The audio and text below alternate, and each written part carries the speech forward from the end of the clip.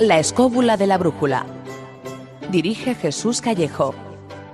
Presenta David Sentinella.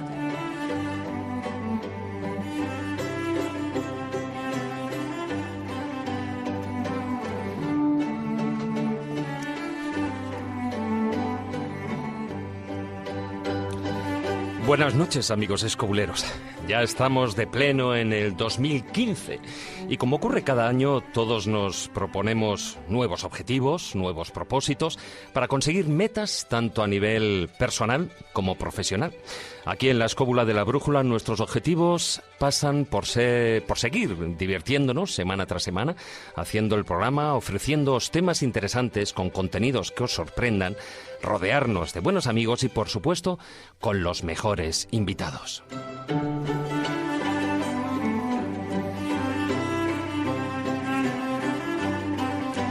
Hace 15 días, 2 programas atrás, abarcamos el tema de Misterios Godos, de ese pueblo que cumplió un papel fundamental en la historia de España, desde la que fuera la vieja Hispania romana hasta la llegada de los musulmanes y el paso a la etapa medieval. Como era de prever, tratar ese apartado de la historia que duró 3 siglos, a lo que hay que sumar su importante herencia en una sola edición, en un solo programa, pues se nos hizo corto. Así que, como ya anunciamos, era de ley hacer una segunda parte en la que tendremos de nuevo al historiador Daniel Gómez Aragonés como invitado para hablar de un montón de cosas que se nos quedaron en el tintero. De la cultura visigoda, de su sociedad, de sus reyes y de sus guerras, y también, como no, de sus leyendas, ritos y creencias. Y finalizaremos el programa con las enseñanzas y moralejas de los cuentos de Callejo.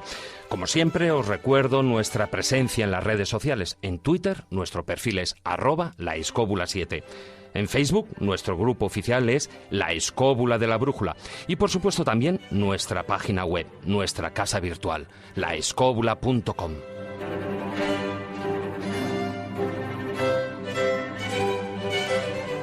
Dicho esto, y con la ayuda de Íñigo Jalón en la parte técnica, arrancamos los motores de nuestra particular escóbula voladora para continuar nuestra aventura, nuestro recorrido por los misterios muy godos. Así que comenzamos. Historia, leyendas, misterio, lugares mágicos. La escóbula de la brújula.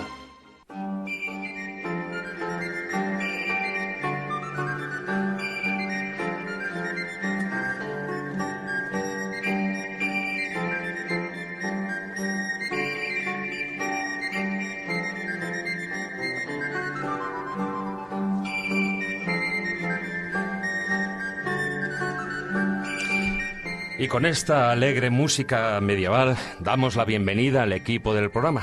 Hola, don Jesús Callejo. Don David. Hombre, hay que empezar el año en condiciones como debe ser, tratándose no de usted, pero sí de don. Alguien de nuestra alcurnia, en fin, qué menos. Es lo que tiene nuestra sangre azul o roja, ¿cómo era? Sí, no. Bueno, la mía es azul y roja, ya sabes, soy del Barça, o sea que... Lo ha dicho. Bueno, ¿qué tal se han portado los reyes?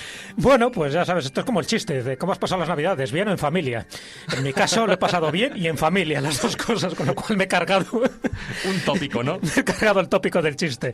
Pues bien, la verdad que he encodado unos 2 kilos y me siento pues bastante bien. Ahora hay que quitar estos 2 kilos haciendo deporte, mens sana in corpore sano, con mis partidas de tenis, de pádel, en fin, esas cosas que sabéis y algunas veces sois vosotros corriendo para coger el autobús también. También. O sea que hemos empezado el año como tiene que empezarse, renovando energías y con ciertos proyectos que duran lo que dura la fuerza de voluntad. Exactamente, como suele suceder.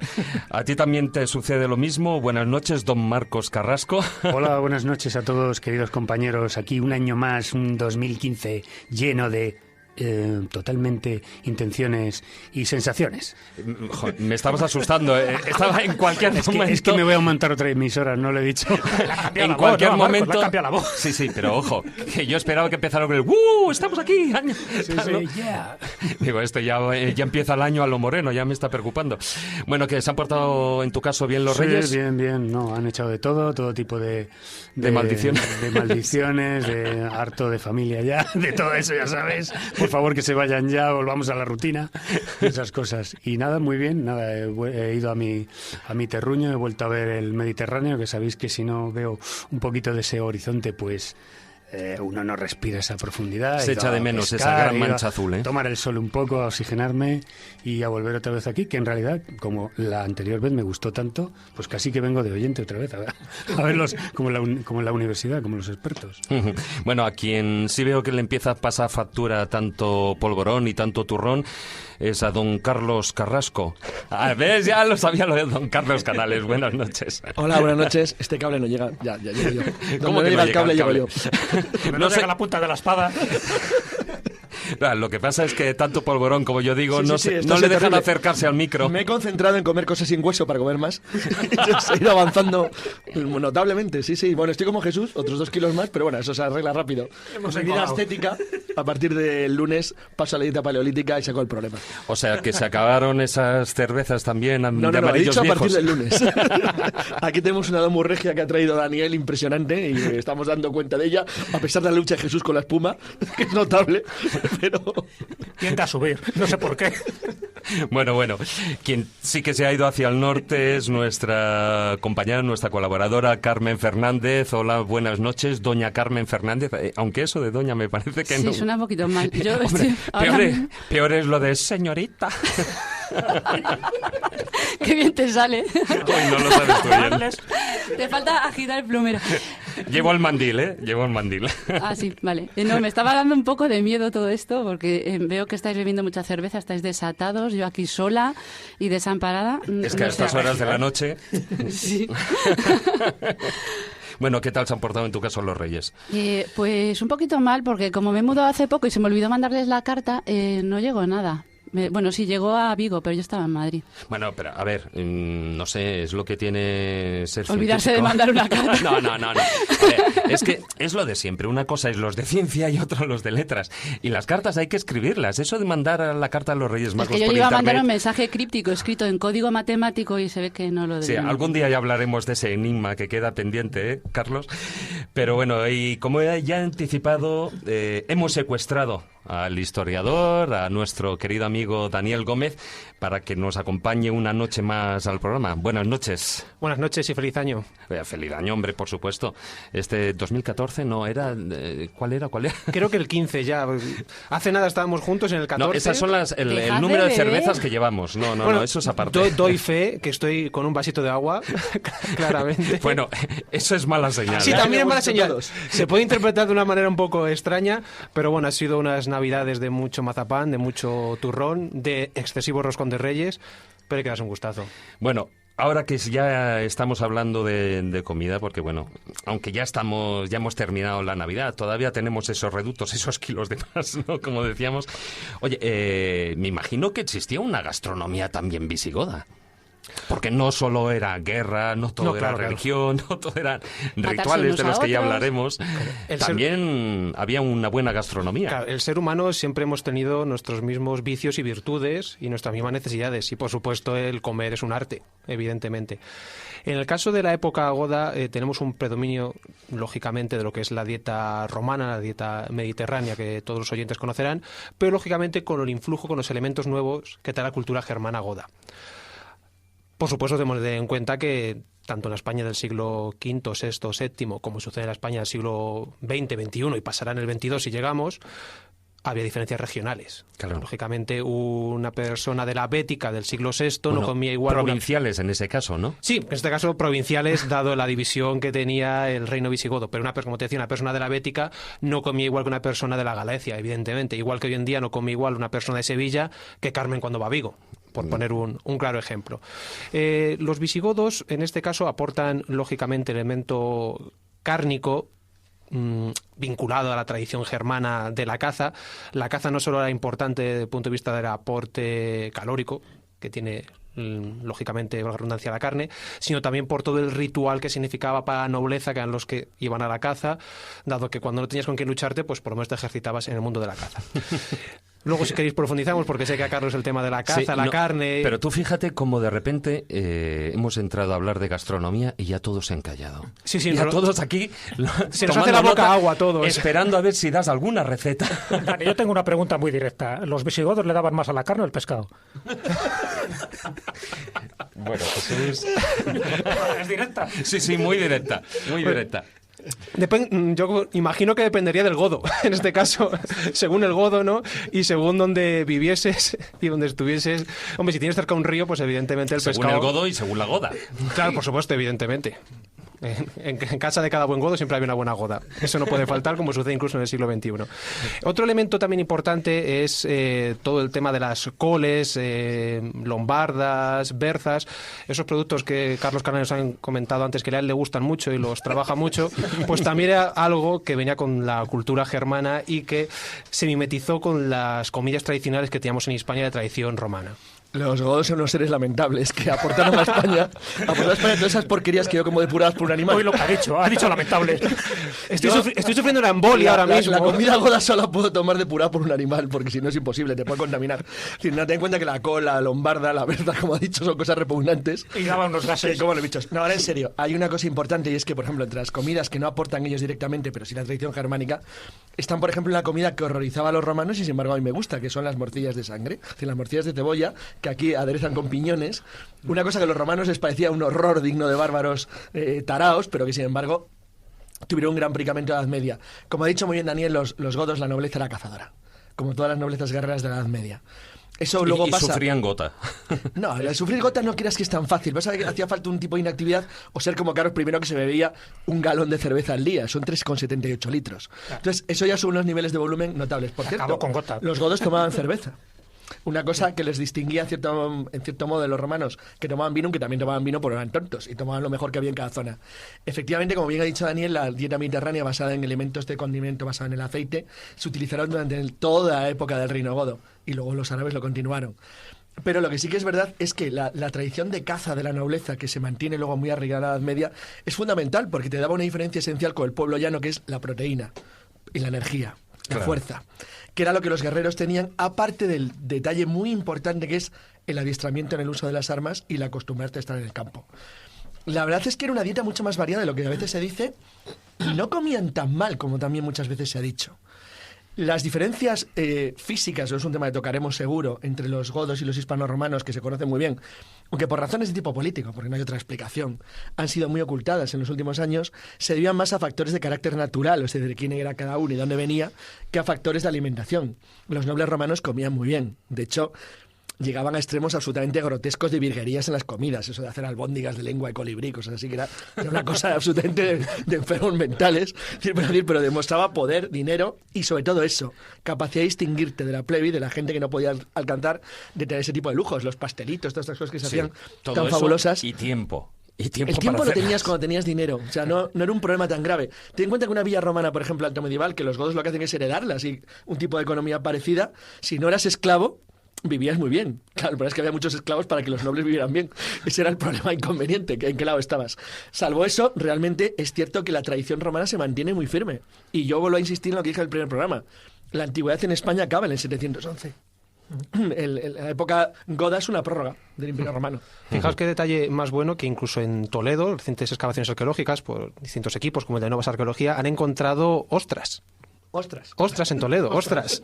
O sea, eso es refinamiento. O sea, la persona que se come una ostra, lógicamente tiene un nivel adquisitivo, un nivel social muy elevado. Y tenía que tener mucha hambre. Sí, no, también. Yo. Sí. Es como la primero. Claro, o sea, lógicamente. Hombre, hay que tener valor, ¿eh? No es igual, y los igual de suculento un venado bien guisado que hasta conocerlos. No, yo iba a decir que peor sería el primero que se comió un percebe. También, mucha hambre tenía que pero tener. esos en Toledo no se han encontrado, ¿eh? Tenían buen gusto. No, porque esos me los comí yo todos en Vigo.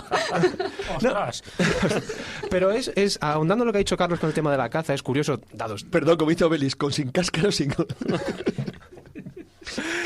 Pero como comentaba, colación lo que decía Carlos, el tema de la caza estando en Toledo, lógicamente es algo que podemos entender fácilmente. Solo hay que mirarnos a los alrededores de Toledo, bajando un poquito más hacia el sur, hacia lo que es los límites de la provincia entre Toledo y Ciudad Real, que tenemos los Montes de Toledo, zona de tradición cacera desde antiquísimo. Del siglo V, aunque estamos todavía en el reino de Tolosa, sí hemos conservado algún escrito, en este caso, que nos habla de cómo podía ser la manera de cazar de un rey godo, en este caso del rey Teodorico II, que nos describe cómo podía cazar, y iba acompañado de un sirviente que le sujetaba el arco, porque no era indecoroso que el rey fuese sujetando el arco, lo que sí era propio, lógicamente, que él se pusiese a disparar. No quiero decir que pasase, por ejemplo, como Franco, que se las ponían a huevo, no, sino él sacaba el arco, apuntaba la flecha y disparaba. Era, como comentábamos antes, cuando no te puedes ejercitar en el arte de la guerra, un noble, una persona de élite guerrera, necesita demostrar sus virtudes varoniles, en este caso, y qué mejor manera que cazando. Y si encima cazas una buena pieza que luego sirve para un convite, pues mucho mejor. Hombre, yo me imagino que en aquella época pues no estaban todas estas costumbres tan cómodas de siglos posteriores. O sea, sobre todo porque ni en David, la sociedad se estaban... Se cazaban osos en lo que es Madrid. Osos. Sí, claro, lógico. Claro. ¿Cuál es el lógico. escudo A ver de si Madrid? nos creemos que Claro. la Puerta de Alcalá en el siglo La V osa estaba y ahí. el madroño. Claro, pero no quisiera perder la oportunidad, ya que estamos en estas fechas y algo ya hablamos al respecto fuera de micrófono. ¿Cómo vivían nuestros antepasados godos las Navidades? Ese cambio de año, porque incluso, recuerdas que estuvimos hablando de una fiesta en la que mucha gente confunde los godos con o la ascendencia goda con la ascendencia céltica. Sí, es un tema que comentamos fuera de micrófono, yo creo, después del último programa, y que incluso también por correo electrónico hemos estado tratando a colación pues de todo el tema de la Navidad.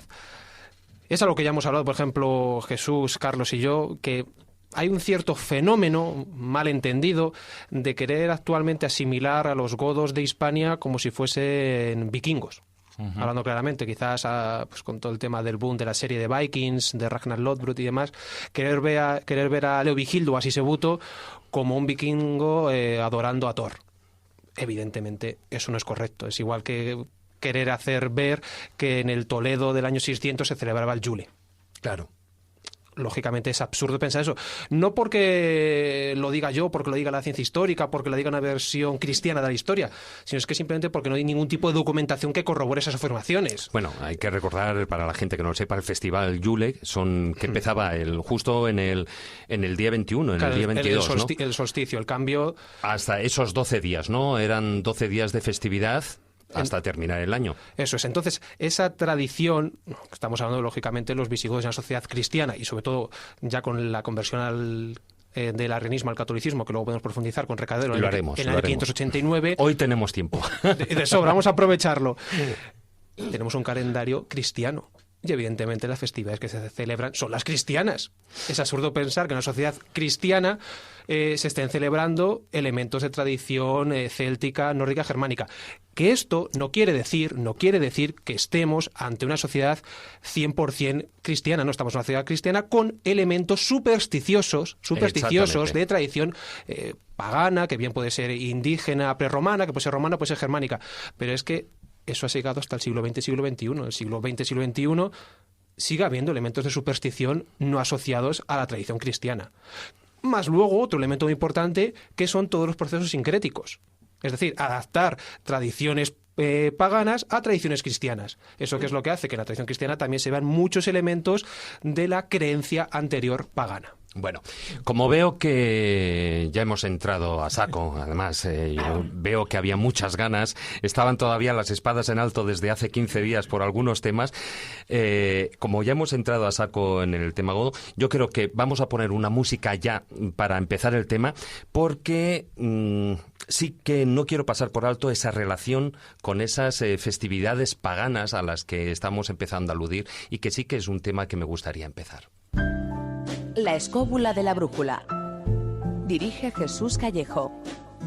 Presenta David Sentinella.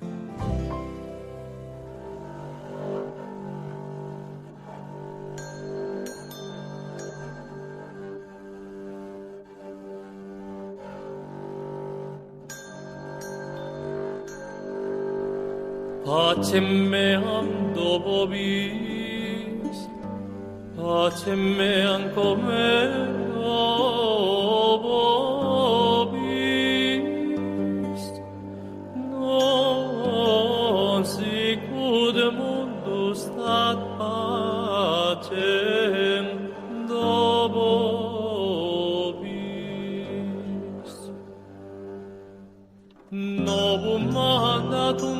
nobis ut diligatis vos vice.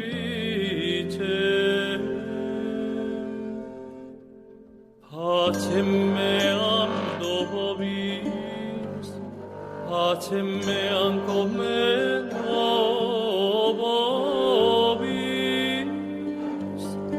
non sicut mundus dat pacem do vobis. Gloria et honor Patri et Filii Spiritui Sancto in saecula saeculorum. Amén. Bueno, y con esta música de uno de los pocos personajes que se dedican a rescatar músicas antiguas, en este caso es precisamente, bueno, de la época visigoda, ¿no? Estaríamos hablando de este número de Pacem Meam ad Pacem, ¿no? Que estamos hablando de Eduardo Paniagua. Efectivamente, todo un maestro. La verdad es que esta música que podemos estar disfrutando ahora mismo y que los oyentes, si cierran un poco los ojos, les puede llevar a un monasterio, una iglesia del siglo VII y sentirse de una manera muy especial. Yo les recomiendo que cojan esta canción y se vayan a Santa María de Melque, a San Juan de Baños, a Santa Coloma de Bande, a San Pedro de la Nave. Cierren los ojos y se pongan esta música. Yo creo que les va a llevar directamente a la época de San Isidoro.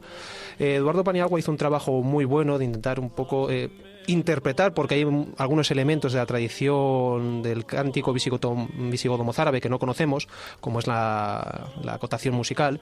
Sí. Pero conociendo lo que es la letra, lo que es los instrumentos de la época y cómo podía ser, elaboró este magnífico disco que a mí, junto al Funeral Visigodo y el Pacem Meam, son dos de mis canciones favoritas, que seguramente el día de mañana, cuando yo tenga mi propio funeral, pediré que las ese Funeral Visigodo sí, que escucharemos algo también de... Me parece una música excepcional. Y de hecho, como decía San Isidoro, sin la música no hay perfección. Estamos hablando del siglo VII, para que se vea qué importancia tiene la música en una época donde, evidentemente, al no tener el acceso que tenemos hoy en día a la tecnología, cada vez que podías disfrutar de la música era un momento muy, muy, muy especial. Bueno, y algo ya habíamos avanzado, pero podíamos empezar hablando, macrofilandón, ¿no? Hablando de esas creencias propias de las raíces del pueblo godo, de esos rituales que se practicaban en la sociedad, la presencia de magos, hechiceros, adivinos, que lejos de lo que podía ser el arrianismo y el catolicismo que tuvieron lugar después, ¿no?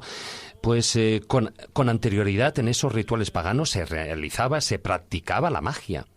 A ver, hay que tener en cuenta que muchas veces cuando hablamos de godos hay que tener en mente el momento cronológico en el que nos situamos, porque no es igual hablar de los godos en el siglo III, cuando son paganos, que en el siglo V, cuando son cristianos arrianos, o en el siglo VII, cuando son cristianos católicos. Eso es muy importante, muchas veces se tiende a generalizar, y eso es peligroso, y máxime en los temas históricos, cuando nos queremos apoyar de un punto de vista científico. Claro, y luego se crea una melange que se mezclan vikingos efectivamente, con godos. Efectivamente. Hay un dato fundamental que se suele olvidar siempre, pero siempre, y es que la religión, sobre todo el arrianismo fue esencial para la amalgama étnica del pueblo godo, porque los godos no son un pueblo único. Claro, los godos eran una heterogéneo. mezcla monumental de pueblos que van arrastrando desde el Danubio hasta España y que, como no vamos a ir entrando en detalles porque no se trata de un trabajo científico, pero digamos que con seguridad son por lo menos 5 o 6 grupos germanos los que absorben un objeto tracio y 2 sarmatas, o sea, 2 iranios.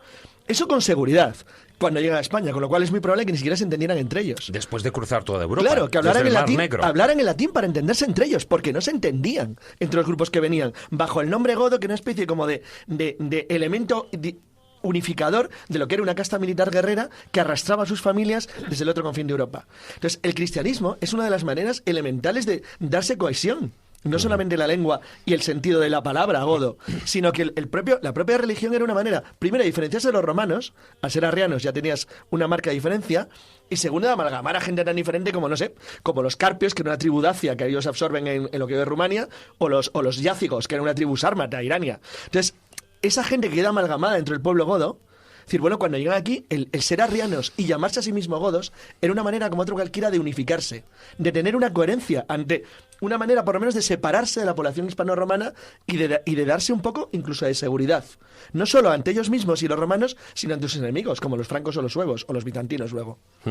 Bueno, ahí estamos hablando del periodo antes de Arrio de ese, digamos, sacerdote del siglo V que dio paso al arrianismo, pero ahí estaríamos hablando de esos siglos anteriores, como tú bien apuntabas, Dani, del siglo III, del siglo IV.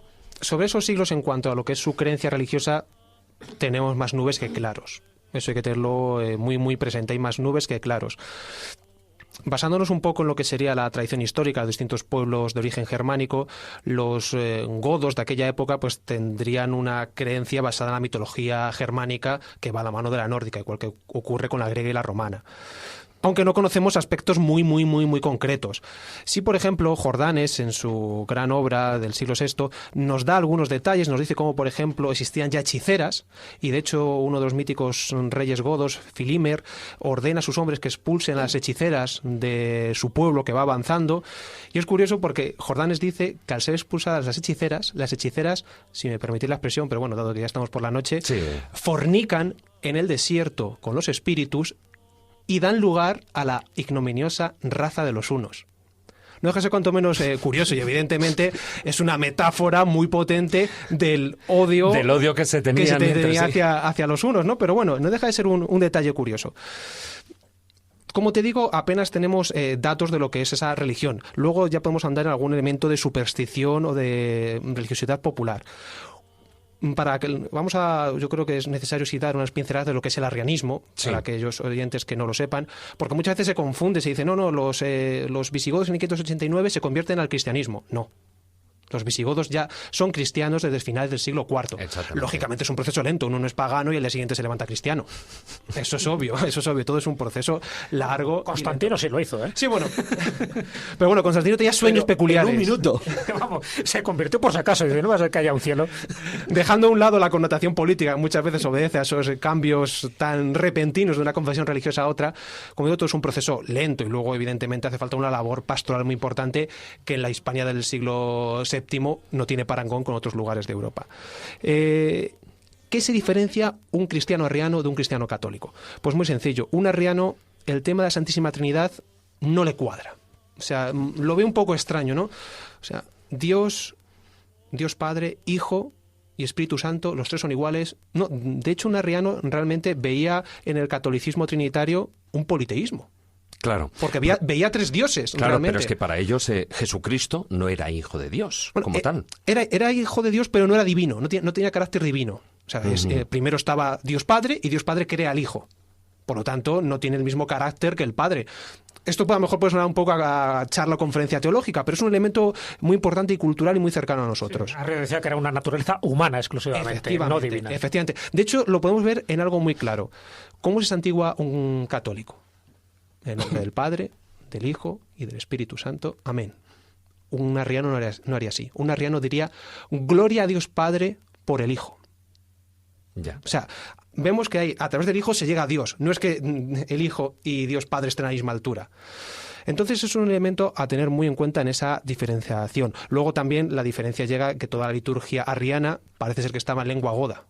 Y la liturgia católica, en este caso, en Hispania estaba en latín. También es otro elemento que diferencia. Pero como decía Carlos, más allá yo creo incluso que de concepciones religiosas, teológicas, la diferencia venía porque era un rasgo identitario. O sea, el godo era arriano porque le servía para diferenciarse del aristócrata romano. Lógicamente eso luego ya cambia con la conversión, evidentemente. De todas formas, Dani, supervivieron muchas de esas costumbres, de esas creencias paganas, una vez que ya se había traspasado de ese siglo V y ya estábamos los godos ya estaban en el arrianismo. Es decir, hoy en día, por ejemplo, hay la sociedad occidental básicamente es cristiana, ya no entramos si católica o tal, pero es cristiana, pero sí que hay muchos núcleos y mucha gente que en ellos pervive otro tipo de creencias, bien sean hablando de la madre tierra, o sea, con raíces nórdicas, etcétera, etcétera. Entonces, una vez ya que el pueblo godo o visigodo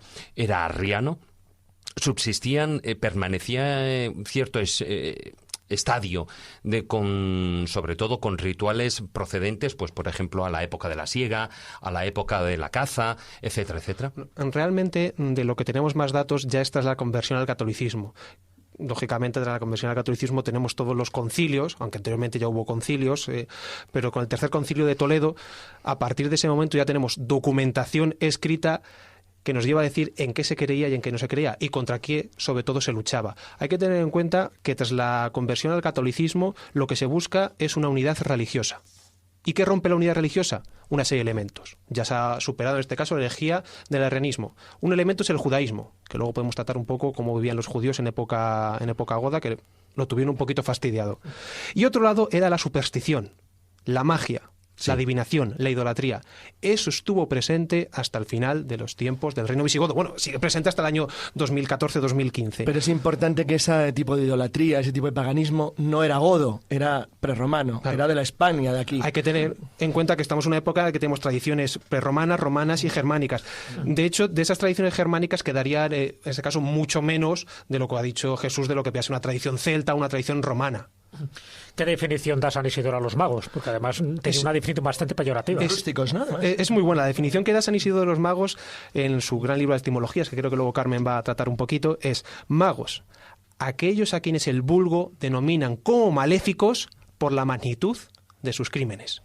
Eso, con lo cual hacían hechizos. Pero fíjate, que es la superstición medieval. Fijaros los dos que David, por ejemplo, es tu pregunta, que donde quedan tradiciones germánicas de verdad, no es en las creencias de tipo pagano, sino en las tradiciones del derecho.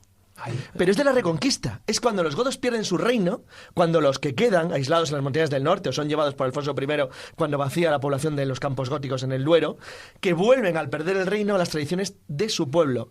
La venganza, la elección, bueno, un montón de elementos consuetudinarios del derecho que pasan a las costumbres jurídicas. Ahí es donde se manifiesta de verdad el alma germana de los godos. Pero no en las costumbres paganas en el sentido religioso, donde realmente eso queda tan difuminado por las costumbres de la España prerromana antigua que prácticamente lo borran, es decir, no queda nada de ellos. Claro, es que tradición, una cosa, yo creo, a mí me gusta distinguir entre tradición pagana y tradición pagana germánica, por decirlo de alguna manera, y tradición germánica secas. Porque tradiciones germánicas tenemos en el mundo militar, tenemos las ordalías desde un punto de vista jurídico, tenemos en el tema de los castigos a de Calvatio, la importancia del pelo, la importancia de la barba, elementos que llegan incluso hasta el cantar del Mio Cid. El cantar de Mio Cid está lleno de elementos de tradición germánica. La venganza, la indemnización, el vergel, todo eso pasa a la Castilla medieval, pero son tradiciones jurídicas. Claro, es igual que los cantos militares, los cantos... Carmina Majorum. Claro, los Carmina Majorum que se describen en el Institutum Disciplinae. Sí. Esos cantos y todos esos elementos, ¿por qué sobreviven? Porque seguramente no chocaban con la creencia cristiana, o si chocaron en algún momento se adaptaron. En los godos había unos cánticos que no hemos conservado físicamente, sino solo por el nombre, los Carmina Majorum, los cantos dedicados a los antepasados. Tradición que les venían desde antiguo, seguramente desde sus primeros periodos de migración. Y una persona tan importante como San Isidoro los incentiva y le parece bien. Hay una obra que... Claro, porque esos cánticos casi no dejan de tener una base animista. Es que el problema es que no tenemos el contenido de esos cánticos. Sabemos que son cánticos a los antepasados. De hecho, por ejemplo, en una... O sea, me refiero como se realizan en otras partes del mundo, bueno, pues los diferentes magos de las diferentes... No. En este caso van por otro lado. Son cánticos asociados a la tradición guerrera. O sea, luego podemos tocar el tema de la magia, que ese, digamos, va por otra vertiente. A lo mejor me he salido yo un poco. Pero hay una obra que es Institutum Disciplinae, que su autoría está en duda, pero si no, bien no fue de San Isidoro, fue de una persona que bebió de la tradición isidoriana, donde se cita y donde se habla lo que ha dicho Carlos, los Carmina Majorum, que los jóvenes tenían que trabajar y tratar los Carmina Majorum, los cánticos a los antepasados. Okay. Y si en un ámbito plenamente cristiano y católico se potencia eso quiere decir que ahí no tenemos ni magia, ni paganismo, ninguno, y si lo teníamos, ha quedado en un proceso sincrético tapado. Claro. Entonces, yo creo que no es que eso pasa, eso sí pasa en la Castilla medieval, pero se pasa completamente. Es decir, los castellanos medievales, de época Fernán González, hacen cantos a sus antepasados idénticos a los de los godos. Hacen exactamente lo mismo. Es curioso, pero sí se sabe cómo son, pero por los ostrogodos. Porque las fuentes bizantinas y romanas dicen perfectamente cómo era, es decir, a lo que se refería Daniel. Y es que antes de las últimas batallas entre ostrogodos y imperiales bizantinos, los bardos godos, o sea, los cantantes godos salen y hacen una especie como de oratoria de declamación delante de sus guerreros antes del comienzo de la batalla. Bueno, pues parece que lo que existe en la Castilla medieval es precisamente lo mismo. Con lo cual hay que decir que se mantuvo durante muchísimo tiempo. Yo creo que es importante un poco es ubicar en la época que estamos hablando. Yo creo que para que los oyentes no se despisten demasiado con la cantidad de información que se está manejando y más que vamos a manejar a lo largo de estas 2 horas. Es decir, el imperio visigodo, los godos en general, es una transición entre la época antigua y la época medieval. No lo olvidemos. Es decir, la época medieval empieza con la caída del Imperio Romano y ello es un poco de transición. Y por lo tanto la transición la hacen de 2 maneras, que es conservando la legislación y las leyes romanas y también las supersticiones romanas. Es verdad que luego se convierten al cristianismo con el arrianismo y luego con el catolicismo, pero siempre hay un corpus hermético supersticioso y por otra parte legal. De hecho, cuento una anécdota, ¿no? El caso de Recesvinto. Recesvinto, además, que sabéis que fue uno de los grandes compiladores jurídicos con la Lex Visigotorum, donde recopila lo que es la ley, la costumbre y, en fin, la literatura jurídica de aquel momento. Y además la famosa corona votiva de Recesvinto, que seguro que es conocido. Y después una anécdota muy, muy interesante para que veamos un poco esa transición, ese sincretismo que se manejaba en la época, yo estaba hablando del siglo VII. En concreto, en el año 661 venía Recesvinto de una de las campañas del norte, una campaña victoriosa contra los vascones, y él tenía una enfermedad, algunos historiadores dicen que era un cólico nefrítico, y recaba en Baños del Cerrato. En Baños del Cerrato hay allí un templo, era un antiguo balneario romano con un ninfario, es decir, un lugar para adorar a las ninfas que se consideraban que eran los númenes protectores de las aguas. Y eran aguas sanadoras, aguas terapéuticas. Él bebe esas aguas y mira tú por dónde, se cura de ese cólico. Y en homenaje, en agradecimiento, construye un templo visigodo, el de Baños de Cerrato, que es estamos hablando de Palencia, uno de los más conocidos, San Juan de Baños, y se lo dedica ¿a quién? Pues evidentemente, como había que buscar un santo cristiano que cristianizara un culto pagano, como era el ninfario, se lo dedica a San Juan Bautista. En fin, ¿por qué? Porque es el que bautiza a Jesucristo y tiene todas las papeletas para que le toque en esta adjudicación. Y a partir de ahí se convierte en un lugar de peregrinación, en un lugar importante. De hecho, dice la leyenda que ahí es donde se casa el Cid con doña Jimena. Es decir, es un sitio donde, por una parte, se intenta cristianizar, en este caso ya estamos hablando de la época católica, se intenta cristianizar un lugar pagano donde ya había supersticiones, eran supersticiones muy activas, pero como se cura un rey visigodo, Recesvinto, pues dice, lo convierto en un lugar católico, en un lugar de peregrinación, y a día de hoy todavía siguen existiendo esas fuentes. Yo, un último detalle, si queréis, un poco para cerrar este tema de los cánticos, del ceremonial, y ahora meternos en la magia y en la sección de Carmen. Buenísimo lo que has apuntado, Jesús. Quizás el gran ceremonial del que tenemos un dato concreto, exacto, vinculado también a cánticos, es toda la liturgia de guerra, la liturgia de la partida del ejército desde Toledo. Esto primero ya nos da una idea de la dimensión que tiene que tener la URSS regia, dado que estamos bebiendo cerveza regia en este caso. Toledo toma el nombre de regia, pero muy regia, del nombre de regia de época visigoda, porque es la ciudad de los reyes, la capital. O sea, no es algo baladí, ni mucho menos. Si en Toledo es donde se reunía el ejército y desde donde partía, tenía que ser una ciudad con unas dimensiones muy importantes. ¿A dónde quiero llegar? En Toledo había un espacio que seguramente esté ubicado en la famosa, mítica y nebulosa Vega Baja. Bueno, no sé si los oyentes habrán estado un poco al tanto de los últimos años de todo el tema de excavaciones arqueológicas y demás, con corruptelas. Bueno, no vamos a tratar ese tema. En esa zona seguramente tendríamos el complejo palatino y episcopal, con una de las basílicas, seguramente la más importante, junto a la catedral, que era la Basílica Pretoriense de los Santos Pedro y Pablo. En ese lugar donde se realizaba este ritual de guerra. Llegaba el rey. En este caso, imaginemos, por ejemplo, Bamba, que es del que tenemos un conocimiento claro. Llegaba Bamba a la puerta de esa basílica y era recibido por el obispo y los religiosos. Pasaban dentro de la basílica. Comenzaban a orar. Pero el rey en rodillas. Una manera de que, como el poder político está por debajo del poder religioso. Había distintos cánticos y uno de ellos era que Dios esté en vuestro camino y su ángel os acompañe, con una simbología espectacular. Y posteriormente empezaba, valga una también, toda la cuestión de la simbología y la iconografía sacra. Al rey se le entregaba el símbolo que iba a llevar durante toda la batalla, que era una cruz. Pero no una cruz cualquiera. Del altar mayor se cogía una cruz relicario, que contenía un lignum crucis, un trocito de la vera cruz, un trozo de la cruz de Jesucristo que parece ser que el Papa Gregorio había regalado a Recaredo tras su conversión.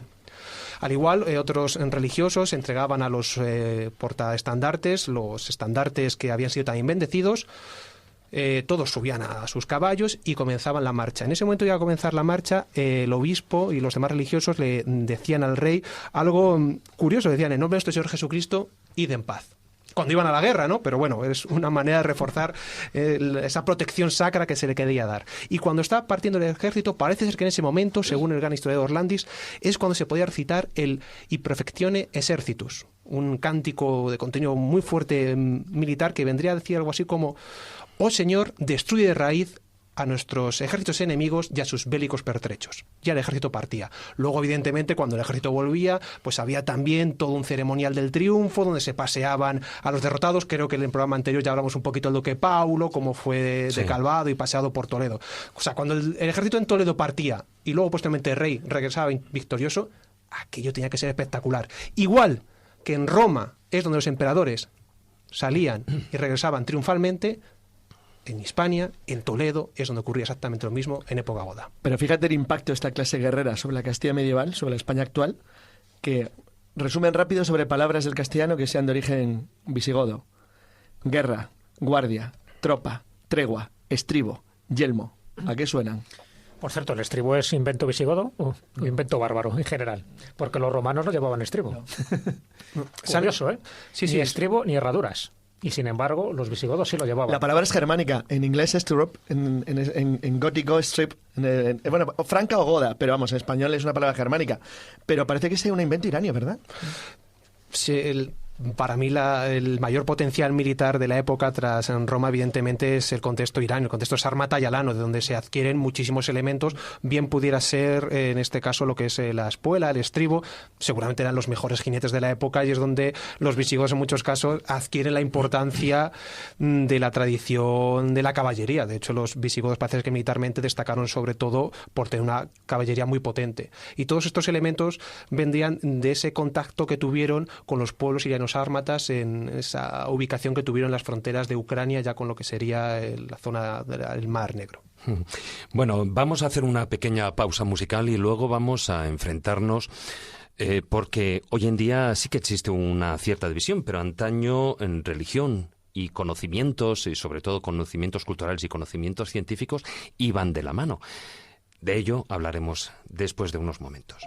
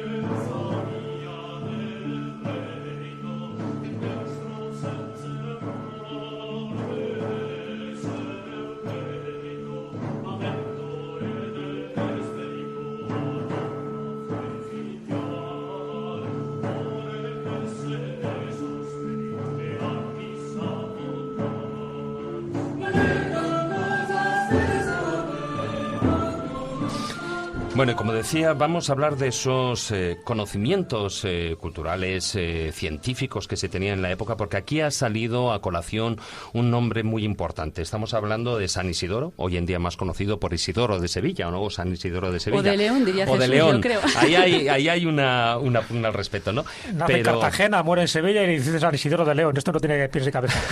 Esas leyendas. Bueno, fue un personaje muy importante en la época, y estamos hablando de que escribió además, por supuesto, una magna obra, ya se ha comentado, etimologías, y en las que ahí viene a hablar, vosotros ahora os extendéis todo lo que consideréis adecuado, pero en la que vinieron a ser un corpus de sabiduría, un compendium del corpus de sabiduría que se tenía hasta aquel momento. Ahí estaríamos hablando, por supuesto, de medicina, estaríamos hablando de astronomía, etcétera, etcétera. Efectivamente, David, has hecho una introducción perfecta. Pues un poco para darle ahora pie a Carmen, yo lo siento, pero es que tengo debilidad por San Isidoro y creo que es un personaje que desde las escuelas, o sea, desde la primera educación, los niños deberían tenerlo muy presente. Es el gran faro del occidente europeo. Puede que incluso hace 2 semanas también lo dijese, pero no está mal recordarlo. Es el gran faro cultural y religioso, pero bueno, pues caso con elemento cultural, de todo el occidente europeo. Europa, España, no hubiese sido igual si San Isidoro no hubiese existido. Es que hubiese cambiado radicalmente a nivel religioso, cultural y político. Si se hubieran perdido sus etimologías, ahora seríamos mucho más pobres culturalmente, porque aquello era un compendio, era una enciclopedia medieval perfecta. Eso es.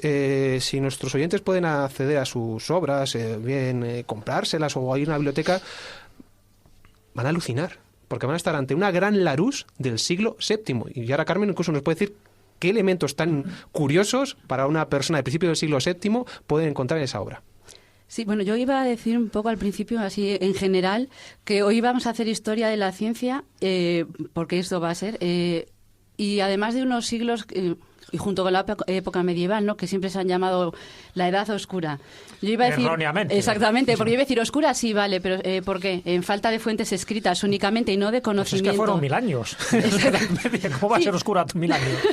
Exactamente, o sea, pero en el momento en el que estamos y que lo llevamos diciendo todo el rato respecto a otros temas y lo podemos trasladar perfectamente al conocimiento científico. Es un poco la época en la que haces esa recopilación de toda la tradición grecolatina, de todos los conocimientos que se habían venido transfiriendo. Claro, yo no me voy a meter a hablar de Sumer o de Egipto, que eso ya da para un programa solo de conocimientos científicos que se han ido transmitiendo de civilización en civilización. O sea, en estos momentos, pues obviamente lo que se conocía era la tradición grecolatina, todo lo que se habían traído los griegos y los romanos hacia aquí. Y de hecho, claro, si tú dices ciencia, en esta época medieval todo el mundo pensará en los árabes, claro. Pues es como... El tópico. El tópico típico de... sí, los árabes son los que trajeron la ciencia a Europa en el 711 entrando por España. Bueno, nos siguen dejando en Hispania el punto clave de transmisión de conocimientos de toda esa época. Claro, pero fíjate, etimologías, pues ya se habla que estaba estamos escrito en el siglo VI. O sea, 634 aproximadamente se calcula, ¿no? 560-636. Estamos en siglos sexto y séptimo. Entonces, lo que había ahí era ese compendio que digo, repito, griego y latino, que obviamente viene de más atrás. O sea, es dificilísimo. A falta de fuentes, es dificilísimo decir cuál es el origen, y nos podemos pelear que si Egipto, que si China, que si Sumer, no sabemos. Pero sí sabemos que las diferentes civilizaciones y las diferentes personas fueron recopilando, digamos, todos esos conocimientos y transfiriéndolos. Y aquí estamos en ese punto. Tradición grecolatina. ¿Qué hace San Isidoro? O sea, aparte de todos... Claro, es que ¿cuántos textos escribió? Ahora mismo yo no podría decir. Está ahí en la escalinata de la Biblioteca Nacional de España, la escultura más maravillosa de estas impresionantes, por algo. Junto a Alfonso X. Exactamente, están Alfonso X y él, y eso es por algo. No quiero pensar en los cientos y cientos de textos que escribió. Aparte de las etimologías, que es lo más conocido, escribió una historia de los godos, de los suevos y de los vándalos. Yo voy a traer otra que a lo mejor la gente no conoce tanto, y sobre todo porque por el título, que es literalmente copiado de una obra romana de Lucrecio, a lo mejor se confunden. Esa es la que yo traía un poco porque recoge conocimientos astronómicos que mencionaba antes David. A lo que yo iba era que siendo San Isidoro una persona cristiana, católica, lo que hace es un poco recuperar esa tradición grecolatina dándole el tinte, digamos, cristiano, ¿no? Adaptándola, que es lo que llevamos diciendo todo el rato hasta este momento en el programa, adaptarlo a la tradición cristiana, que era lo que estábamos viviendo aquí.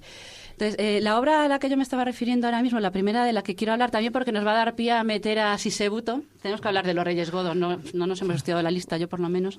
Dani seguro que sí. Que a pesar de rimar con Bruto era uno de los reyes más cultos. Por la camiseta que lleva Daniel, joder. Sí, qué camiseta, Sí. Qué porte, qué donaire. Pues he traído esta porque yo creo que no es tan conocida, después hablaremos un poco de las etimologías, pero es... De Rerum Natura. Muy buena. A lo mejor a los oyentes les suena ese título y decía por una obra de Lucrecio de la época romana. Bueno, pues... Seguro que les suena por eso.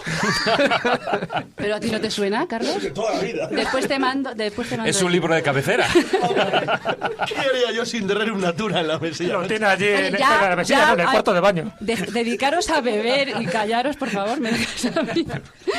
En cualquier caso, lo que decía, aparte de todos sus estudios teológicos y filosóficos, también pues tenía esa afición enciclopedista que comentábamos, ¿no? Y se dedicó a escribir sobre la naturaleza, los fenómenos naturales. Y esta es una de sus obras. La traducción es sobre la naturaleza, precisamente. Siglo VII. No sé si la escribió a petición del rey Sisebuto, a lo mejor tú la sabes, o simplemente se la dedicó. Desde luego el libro está dedicado a este rey. ¡Qué pelota! No, bueno, ahí hay dudas. Yo lo he buscado, lo he intentado buscar. Si fue a petición precisamente de Sisebuto, entonces ya podríamos ir un poco al origen de por qué escribir un libro sobre astronomía en aquel momento. ¿Es simplemente por ese interés o de recuperación del conocimiento que se estaba dando en estos momentos, o es por la superstición? Y fue un momento en el que se dieron un montón de fenómenos astronómicos, de eclipses lunares y solares. En ese periodo, digamos, entre 601 y 612 más o menos se calcula que es cuando escribió San Isidoro esa obra. Podríamos entrar ahí en ese debate. Hombre, Entonces, de hecho, luego posteriormente, en lo que estamos hablando en etimologías, lo que habla, aparte de derecho, de arte, de literatura, etcétera, etcétera, era de cosmología. Sí, y de conocimientos, bueno, de los conocimientos astronómicos de aquel momento, claro. No son, o sea, vistos desde nuestro punto de vista hoy, no son correctos, obviamente. Está haciendo uso de la astronomía aristotélica. La Tierra es el centro inmóvil en torno al cual giran el Sol, la Luna y el resto de los astros.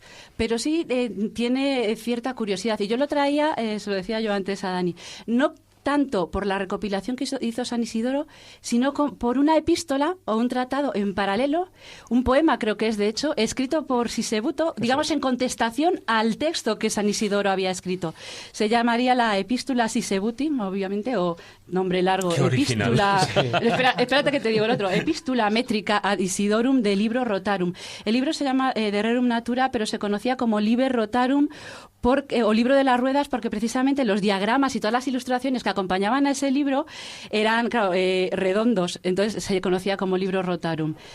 Bueno, pues Sisebuto le escribe, digamos, esta carta en la que, desde su interés, aparte de las guerras y las batallitas que os gustan a vosotros, pues él tenía otros intereses, ¿no? en el funcionamiento de la naturaleza y precisamente en la astronomía. Entonces le contesta intentando explicar de una manera racional y nada supersticiosa cómo se producen los eclipses. Claro, lo que decía antes, hecho desde una perspectiva aristotélica, que era el conocimiento del momento. Ahora nos parece absurdo. Dices, la Tierra en el centro, en torno a ella gira la Luna, divides un poco el espacio entre la Luna y la Tierra, que es donde están todas las cosas corruptibles, y de la Luna hacia afuera, que ya está girando el Sol y el resto de los astros en un éter y girando uniformemente y en círculos perfectos. Bueno, sabemos que no es así. Pero bueno, tiene igualmente su interés. No sé si querías decir algo, porque te veo, Dani, que... Yo creo que me voy a llevar Pero no hables de guerra, vamos a hablar de ciencia. Me voy a llevar el micro a mi casa.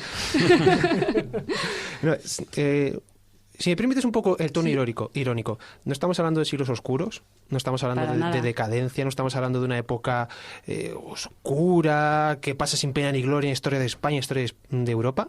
No. Lo que acabas de explicar perfectamente es un claro ejemplo de que es una época luminosa, esplendorosa, como los astros. Y también es un claro ejemplo de, más allá, lógicamente, como has dicho, la concepción aristotélica errónea que se tenía, más que el dato que sea acertado, sea erróneo, es la sensibilidad, la curiosidad que se tenía a principios del siglo VII. Y sobre todo que ya no solo parta de San Isidoro, sino de una figura política como es Sisebuto. A Sisebuto a mí me gusta referirme a él como el primer Alfonso X, como un rey. Exacto, por eso lo traía, de hecho. Una proyección política aplastante, religiosa también, pero también cultural. De hecho, Orlandi se refiere a él como el rey germano más culto de su época. Yo estoy totalmente de acuerdo con él. O sea, es clarísimo por todo lo que hizo. Reconozco que era fácil ser el rey germano más culto de su época. Sí, bueno, aunque fuese fácil, pero había que serlo. Aquí lo importante es demostrarlo, aunque en este caso fuese sencillo. Yo creo que Sisebuto no es más conocido, porque con lo que acabas de decir yo creo que debía ser prácticamente tan conocido como Alfonso X, y solo es un detalle, aunque no sea políticamente correcto, no es más conocido por el tratamiento que hizo contra los judíos, porque hizo una política antijudaica y eso no está bien visto y por lo tanto, lógicamente, a Sisebuto se le deja de lado. Pero si no fuese por este hecho, Sisebuto y yo tendríamos hasta en la sopa. Sí, pero fíjate, además, ahora un poco estaba pensando, seguimos diciendo, son conocimientos erróneos, pero marcan eso que tú has dicho perfectamente. Nosotros nos pensamos que nuestros antepasados eran idiotas, simplemente porque vivían hace siglos. Y tenían algo que nos falta a nosotros, que es admirarnos y tener curiosidad y observar las cosas e intentar explicarlas. Eso nosotros no lo tenemos ahora. Tú vas a Google, lo escribes ahí y te sale todo. Ellos no tenían Google, ellos no tenían técnica, ellos antes no tenían herramientas. Ellos miraban arriba al cielo y aquí miramos a la pantalla. Explicarlo. Es erróneo, la Tierra sabemos que no está fija y en torno a ella gira el Sol, pero sí una cosa que ahora nos parece muy tonta está en esa epístola de Sisebuto. El Sol es más grande que la Tierra y es más grande que la Luna y la Luna es más pequeña que la Tierra. O sea, ahora te parece una tontería, pero en aquel momento a lo mejor no lo es. Y eso lo sacas simplemente del hecho del intento de explicación de cómo se puede producir el eclipse. El Sol tiene que ser muchísimo más grande, él dice unas 18 veces más grande que la Tierra, y tiene que estar situado súper lejos para que el cono, digamos, de luz o de sombra que se genera cuando se interpone en el medio de la Luna provoque el eclipse. Eso a ti ahora te parece una tontería, pero en aquel momento no lo es. Y te está dando una imagen de realmente la capacidad que tenían en su momento. Es que yo te digo, siempre me voy a la matemática, por ejemplo, o sea, pensamos que son tontos. Los conocimientos matemáticos en Egipto o en Sumer nos dan para un programa. Pitágoras, que yo le tengo una manía que no puedo con él, y todos lo sabéis. O sea, el teorema de Pitágoras está mal llamado teorema de Pitágoras. Pero es el segundo programa en el que lo dices. Le sí, tienes mucha tirria, ¿eh? Es un ladrón, como diría Navas. Teorema, diría un go. ¿Qué es eso del teorema? Fue lo último que dijo.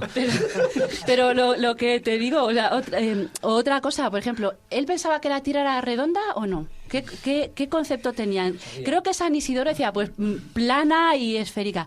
Y sin embargo, donde yo estaba documentando, me decían, pues a lo mejor Sisebuto no lo pensaba, porque simplemente usa, como definiciones, umbra rotae, sombra redonda, y habla de globus.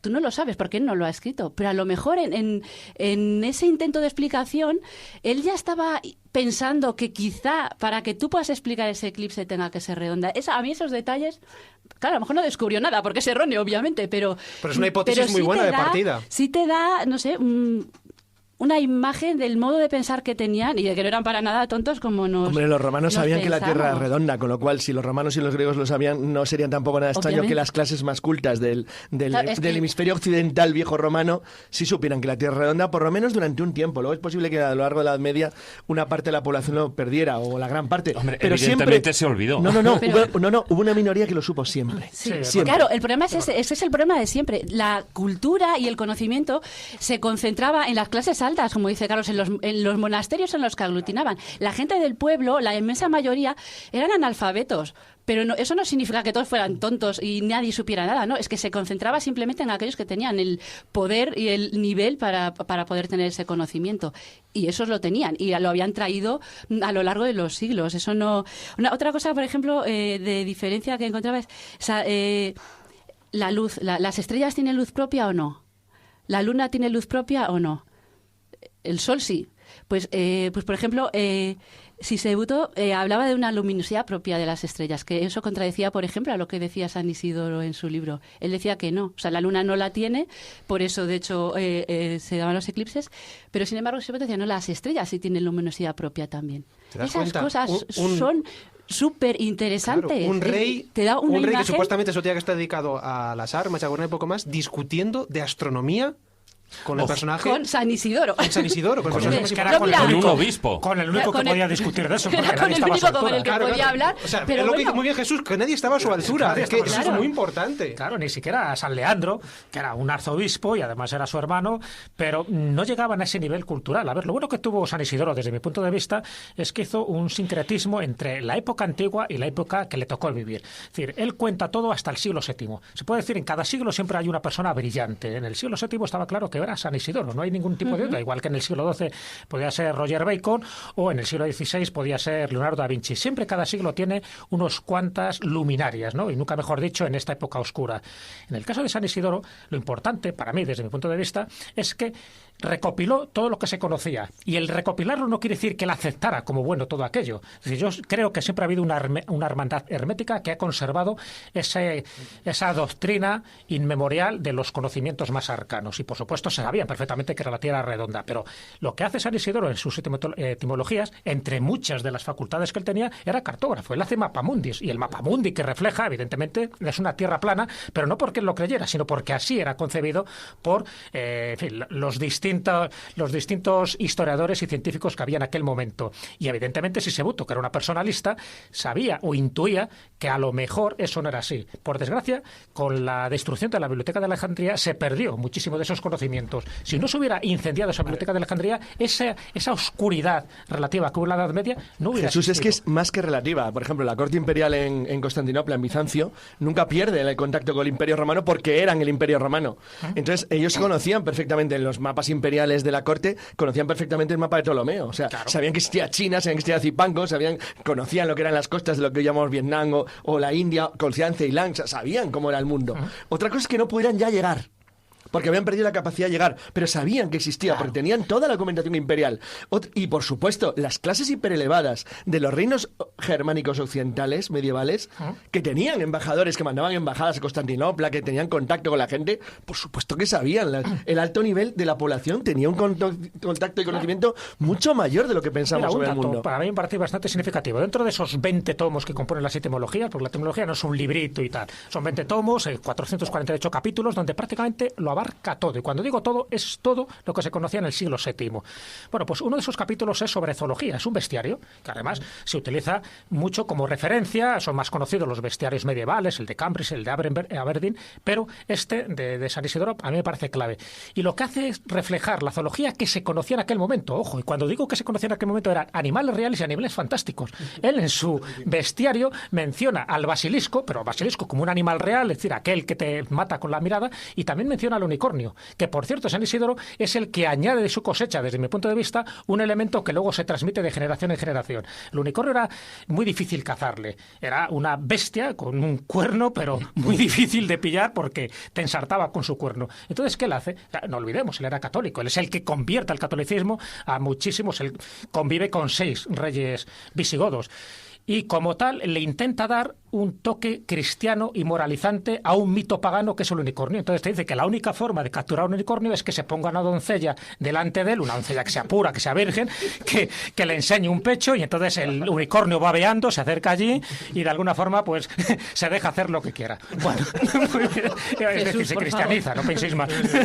Bueno, esos son elementos que me refiero que me parecen muy significativos de cómo en un elemento zoológico puro y duro menciona criaturas que él no había visto, ni él ni nadie, pero que las consideraba reales precisamente por esa influencia tolemaica y por esa influencia de Oriente que llegaba a estos imperios de Occidente. Y lo que hace es recopilar todo, lo bueno, lo malo, lo erróneo y lo certero. Fíjate que era eso lo que decía antes, lo hace con todo, porque lo hace también en otro de sus libros de las etimologías con la medicina. No, pero él recoge los conocimientos de la época de Celso, de Galeno, o sea, es pura medicina hipocrática de aquella época, pero claro, le da el giro cristiano. Entonces, introduce, por ejemplo, esa importancia que tiene, ¿no?, en la fe cristiana el cuidado y la atención a los enfermos. Entonces, le da esa dimensión, digamos, del alma o la dimensión más espiritual de curar las enfermedades. Y, de hecho, en el Regula Monacorum, que él escribe dentro de su regla para los conventos de monjes, introduce como figura importantísima y como actividad imprescindible para todos los monjes que estén ahí, el del enfermero, el cuidado a los enfermos. Pero ya no solo en el trato de la enfermedad, sino el cuidado del alma. Y la importancia de la dieta, por ejemplo, que a lo mejor no lo piensas, o trata el tema del ayuno, claro, muy importante desde el punto de vista científico, diciendo, oye, a ver, y para ayunar hay que hacer distinción, los niños y los viejos de eso nada, porque se puede morir, ¿no? El ayuno es para la gente con salud. Y en las etimologías, en la medicina, pues lo mismo. Lo que tú decías, hablando, por ejemplo, de la peste, que la saca, y en aquella época es donde empezó, digamos, la epidemia de la peste bubónica, describe con el conocimiento que había en ese momento de esa epidemia que se estaba extendiendo, pero claro, le da el punto cristiano, no, eso te pasa porque has sido malo. O sea, no, sí, yo sé que te contagias por el aire, y esto te contagias con el contacto entre seres humanos, eso es lo que veían todos los días allí, pero porque te pasa a majo que ha sido. Se daban, pero eso ocurrió a lo largo de toda la Edad Media y toda la Edad Moderna. Es decir, cuando venía una maldición en forma de catástrofe natural o en forma de peste, se atribuía a una maldición o una especie de castigo divino por los pecados cometidos por ese pueblo. Eso pasó con la bestia de Gévaudan, por ejemplo, y pasó con cualquier enfermedad medieval que se atribuía ni más ni menos a la baja moralidad o a los bajos principios cristianos y católicos que tenía la población. Qué curioso. Esto es muy importante porque demuestra además también, lo toco por dos temas, por lo que has dicho y porque demuestra, sobre lo que decía Daniel, las comunicaciones tan intensas que había en la Europa terriblemente oscura y supuestamente primitiva del siglo VII. Cuando el reino godo cae, uno de los monjes britanos le escribe una carta al rey Etelredo de Mercia, un reino sajón ahí perdido en medio de la Inglaterra del siglo VIII, donde da una causa de explicación a la que da el reino godo en manos de los caldeos, o sea, de los musulmanes. Entonces se lo atribuye a la degeneración moral de los reyes godos y a la homosexualidad, fíjate curioso. Pero el que lo considere como un castigo, que es una cosa muy interesante, demuestra dos cosas. Uno, que el castigo se considera como una respuesta a los errores. Y dos, que conocían perfectamente la política internacional de la época, aunque parezca de broma. Sabían perfectamente lo que había ocurrido en España. Un tipo en el reino de Mercia en el siglo VIII, perfectamente. O sea, estaban al día de lo que ocurría y pasaba. O sea, había comerciantes, había religiosos, había gente... Fíjate, solamente... Había peregrinos. Claro, solo el hecho que existiera el Papa de Roma ya era importante, porque había comunicación con una especie de estructura central. Había conocimiento de quién era el emperador en Bizancio, y se sabían las cosas. O sea, no era un mundo aislado que vivían, que no se enteraba uno de lo que pasaba en el pueblo al lado. No, se conocía. Ya hemos dicho que la globalización no es algo del siglo XXI. Bueno, de todas maneras, y eso por supuesto que contribuyó mucho el hecho de que se pasara a ese catolicismo, el hecho de que esa Iglesia católica con todas, como estamos hablando, ya no solo ese Papa, sino todos esos caminos que cruzaban toda Europa. Y ahora además vamos a hablar también de esas aportaciones en el mundo del arte que llevaron, por supuesto, los godos.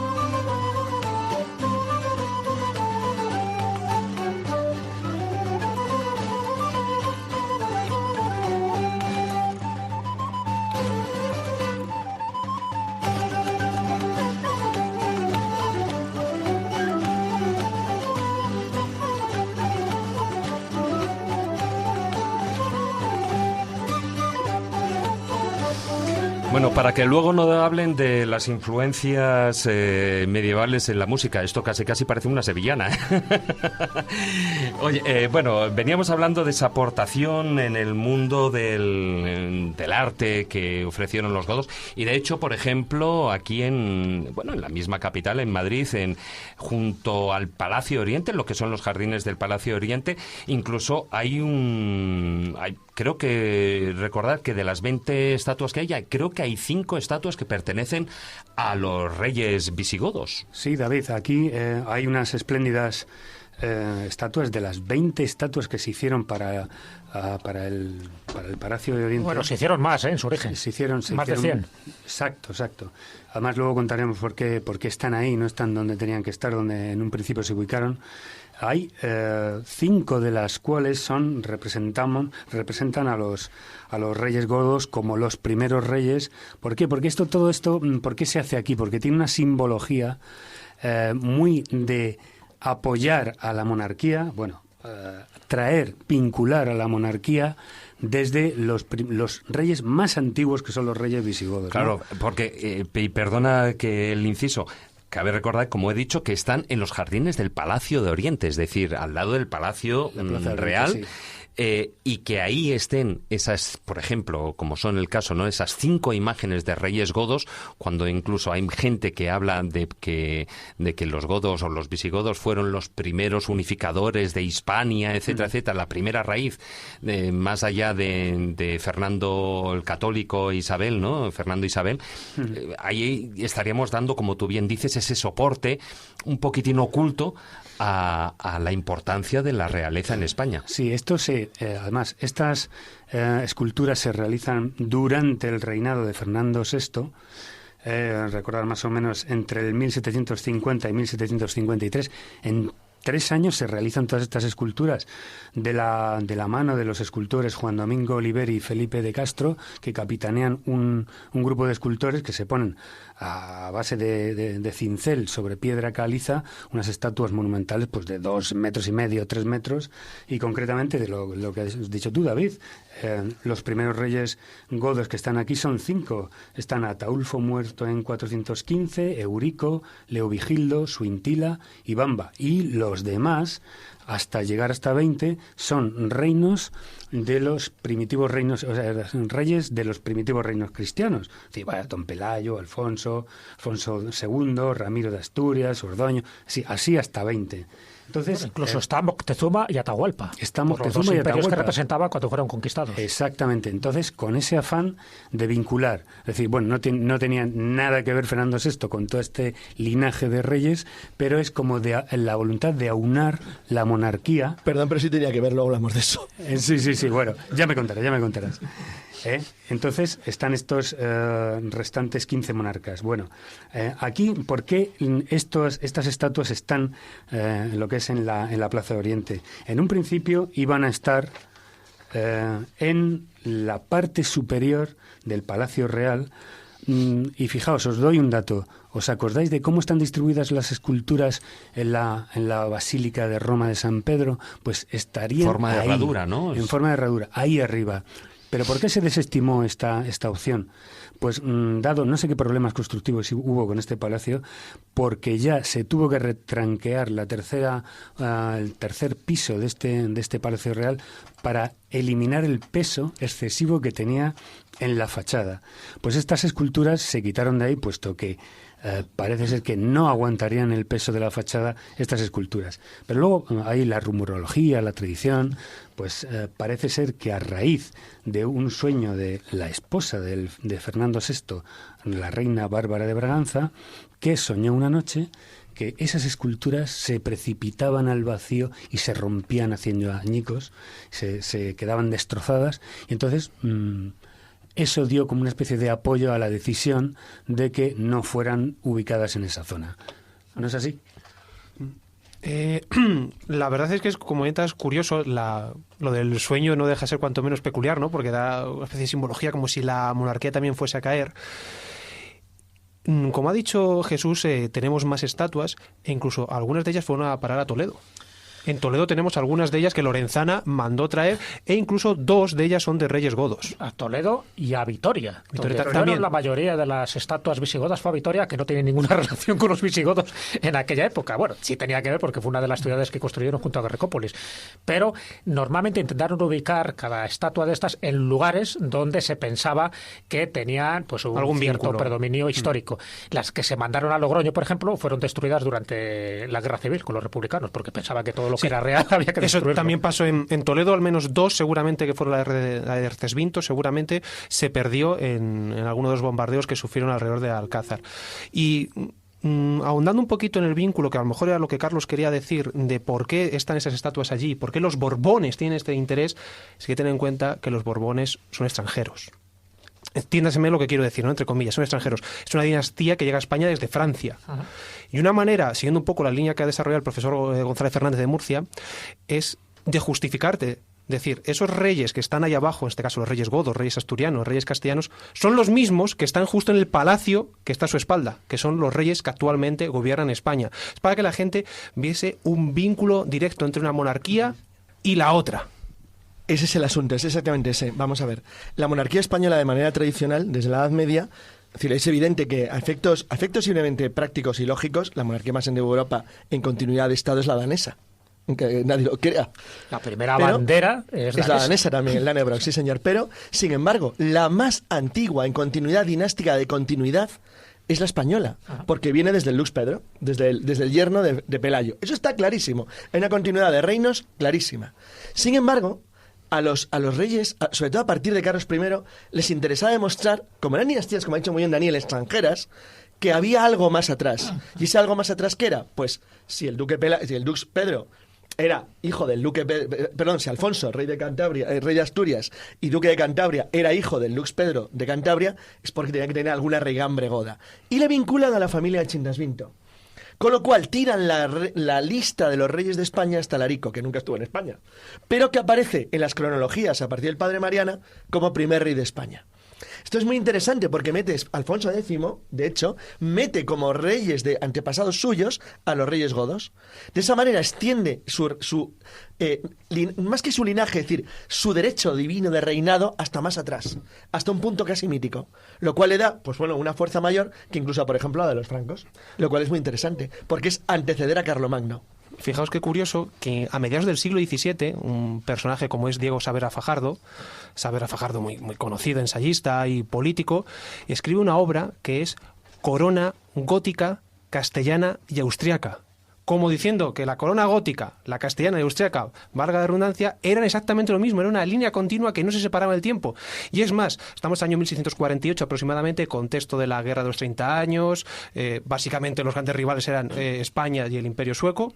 Pues con esta obra, Saavedra Fajardo quiere demostrar a los reyes de España que con quien realmente hay que aliarse es con Suecia y no con Francia. ¿Por qué? Porque el origen de los godos está en Suecia y por lo tanto suecos y españoles tenemos que ir de la mano. Por Godam, ¿no?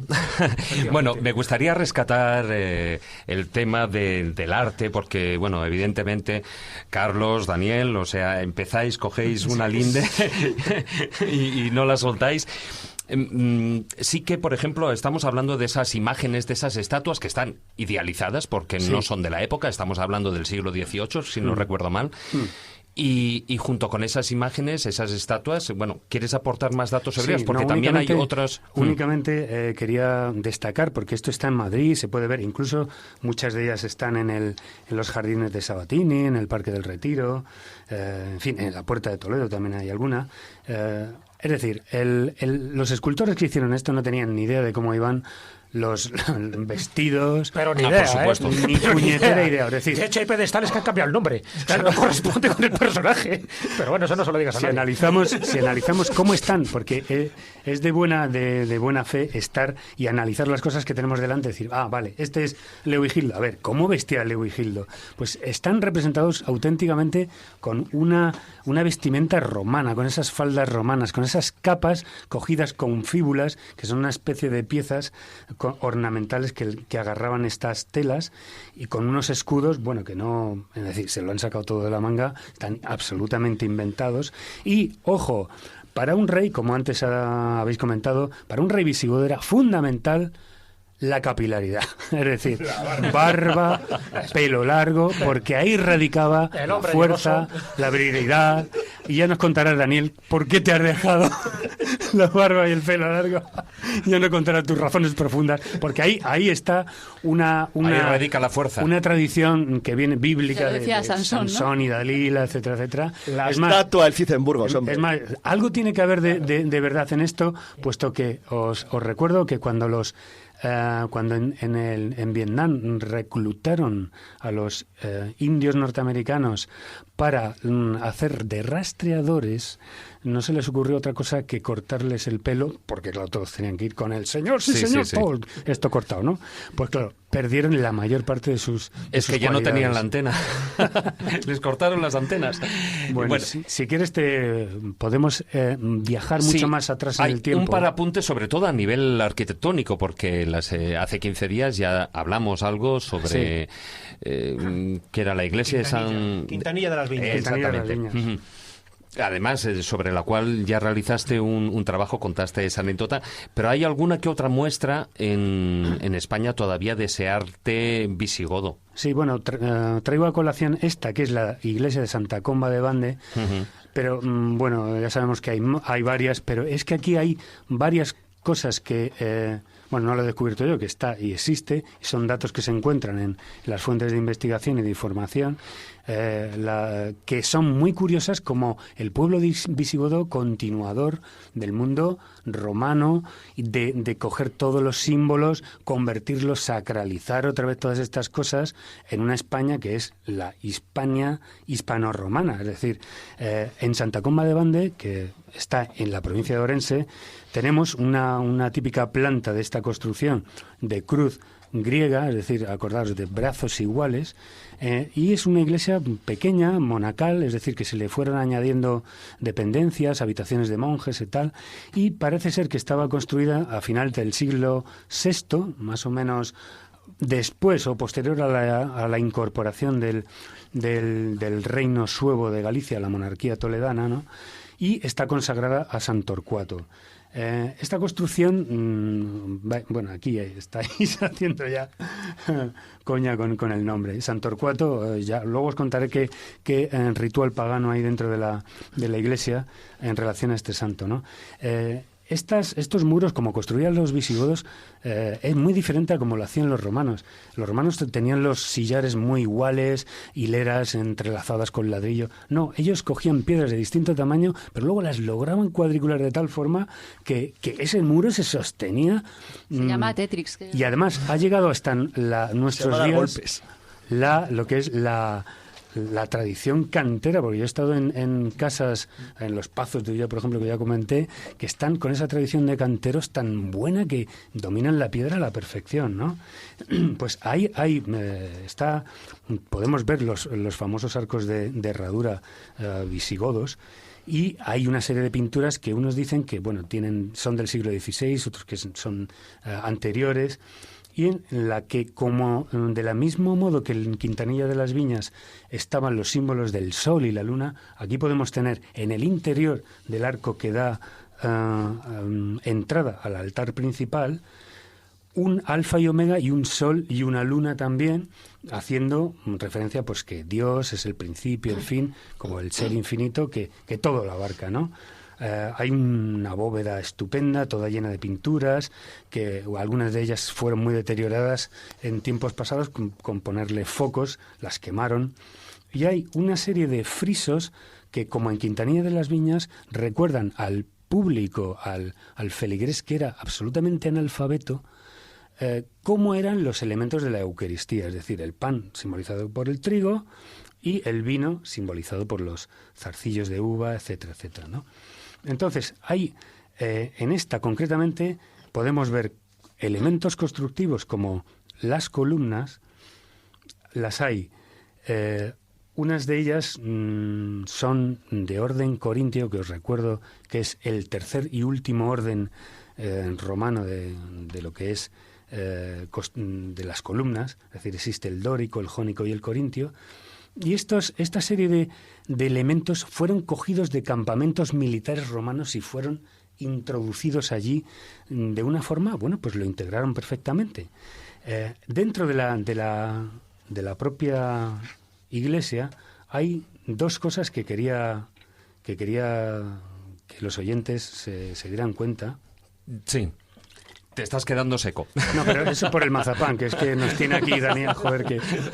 No sé qué van a pensar los oyentes de lo que estamos haciendo aquí. A lo mejor se piensa que estamos comiendo, bebiendo, hablando. Sí, no, tengo así absoluto. Parece. Tengo la lengua pegajosa del mazapán.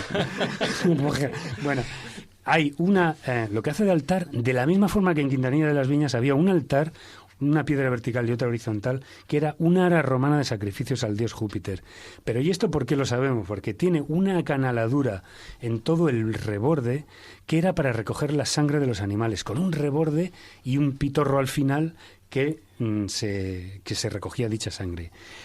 En otra de las esquinas de la iglesia podemos encontrar lo que es ni más ni menos que un miliarium romano, que eran esas piezas cilíndricas, esas columnas, que se ponían cada 1400 metros, porque eran el doble paso romano, ¿no?, que equivalía a esos metros, y está vaciada y está convertida en una pila bautismal.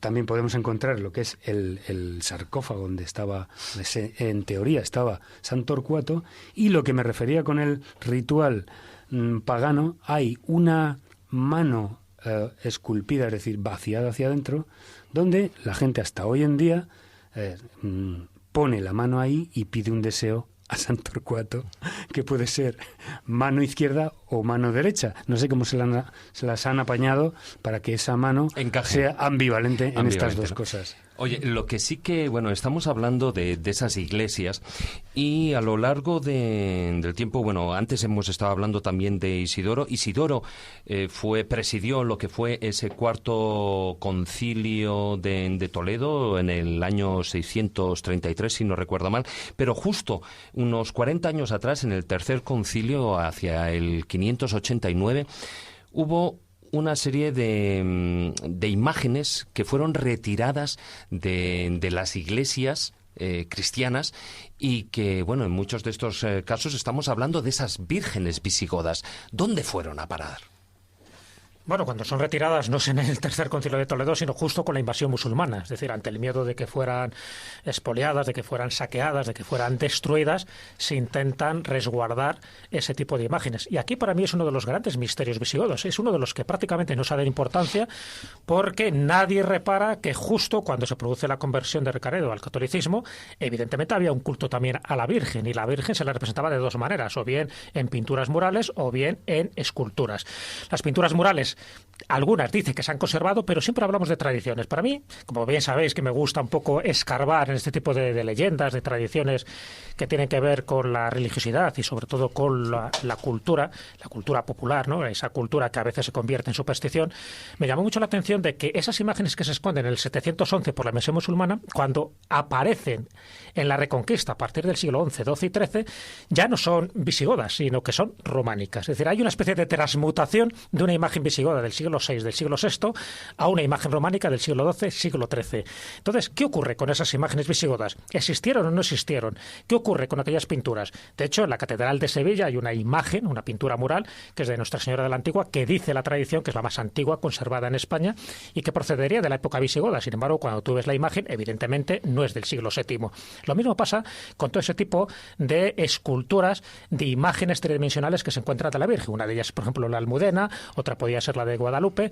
Todas ellas hacen referencia a que son ocultadas en la época visigoda y luego son reencontradas en la Reconquista.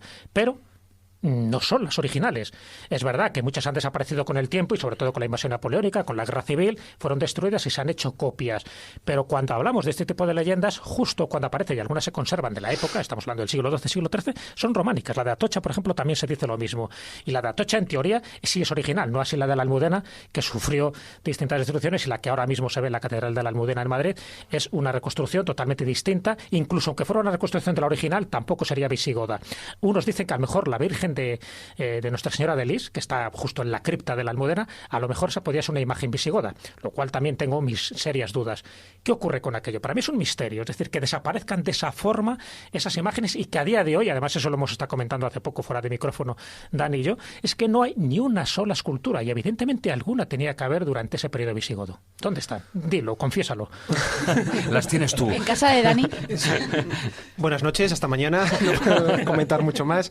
No, como lo has dicho, claramente es un gran misterio, un misterio que tiene parte de religiosidad, de creencia, de antropología, de tradición. Lo que está claro es que el culto a la Virgen María era importante en la Hispania visigoda. La Catedral de Toledo tenía la vocación a Santa María. El libro más importante de San Ildefonso, arzobispo de Toledo, es De Virginitate Santa Mariae, la defensa de la virginidad de Santa María. Por lo tanto, estamos viendo que la Virgen María estaba presente dentro de la cultura religiosa de la Hispania visigoda. Es cierto que, como dices, hay una cantidad de leyendas, de vírgenes y de Cristos también. O sea, en el caso de Toledo, la mezquita del Cristo de la Luz, por ejemplo.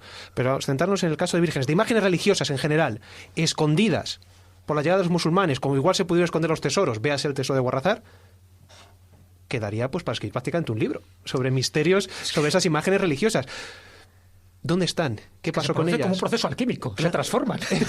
Están enterradas en una cueva, además, incluso a veces se le añade un dato sobrenatural, a veces piadoso, pero yo creo que lo que esconde es una especie de tecnología secreta. Es decir, ese cirio, esa vela, ese candil encendido durante 300, 400 años sin extinguirse, las lámparas perpetuas, que ocurre con este Cristo de Toledo, como tú has dicho, ocurre con la Almudena, por ejemplo, cuando se encuentra la Almudaina, de ahí que recibe el nombre de Nuestra Señora de la Almudena, por esa muralla árabe que había en la antigüedad, cuando se reconquista en el año 1085. Es decir, hay un elemento ahí que muchas veces consideran que es un añadido, ¿no?, poético y piadoso, pero para mí yo creo que lo que esconde es una especie de tecnología medieval, que eran estas lámparas perpetuas, que no solo se dan en esta etapa, sino que incluso también en la época romana, en fin, en tumbas que una vez que son saqueadas o una vez que son abiertas, una vez que entra el oxígeno, esa llama se apaga y por tanto ese combustible, el secreto del combustible también desaparece, ¿no? Y luego fue comentado, ya sabes, por Madame Blavatsky, sobre todo la tradición esotérica del siglo XIX, que podía consistir ese tipo de combustible.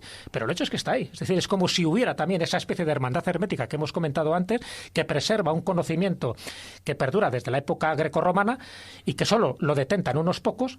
Eso queda resguardado en ciertas tumbas y en ciertos monasterios por ahí olvidados, y justo cuando se producen invasiones, cuando se producen saqueos, por desgracia también desaparece esa tecnología o ese enigma en concreto de las vírgenes. Junto a las vírgenes están esas lámparas perpetuas. No se vuelve a saber nada de ellas. ¿Qué ha sido de ellas? Para mí es importante saberlo. Dos elementos. Uno muy claro, que dentro de cada leyenda siempre hay algo de historia, y viceversa. Eso para mí es clarísimo, es una verdad inexorable, o sea, es claro y rotundo. Y en este caso, aunque estemos hablando de leyenda, de tradición, algo de historia tiene que haber. Fíjate un caso, a colación de lo del tema de las vírgenes, por Facebook me contacta mucha gente y demás, y hubo una persona que ya se ha hecho amiga que me dijo que en su pueblo, no recuerdo ahora mismo cuál, no sé si fue su pueblo, un pueblo que conocía por algún amigo familiar, había una tradición de que su virgen, igual, cuando llegaron los musulmanes, fue escondida y que posteriormente con la Reconquista se recuperó. Y era una virgen que venía desde los tiempos de Chindasvinto. Claro, yo le pregunté que si había alguna publicación, que si alguien ha trabajado sobre ello, me había dicho que no, que era algo de sabiduría popular, que se comentaba en el pueblo, que se decía que pasaba de padres a niños, pero que nadie lo había estudiado, que no había ningún documento, pero que estaba ahí. Y luego, por otro lado, para mí algo que tiene una importancia supina, y es el shock que supuso la invasión musulmana. Un shock, ya no digo a nivel político, es a nivel religioso, a nivel humano, tremendo, para que haya dado pábulo, para que se hayan generado todas estas leyendas, que seguramente varias de ellas o muchas de ellas tengan una base histórica y que al día de hoy todavía sigamos hablando de ellas. Bueno, otro shock que la gente se puede llevar es, y hablaremos ahora a continuación después de un pequeño descanso musical, es cuando uno acude al Osario de Bamba. Más de una persona seguro que se ha llevado un buen shock.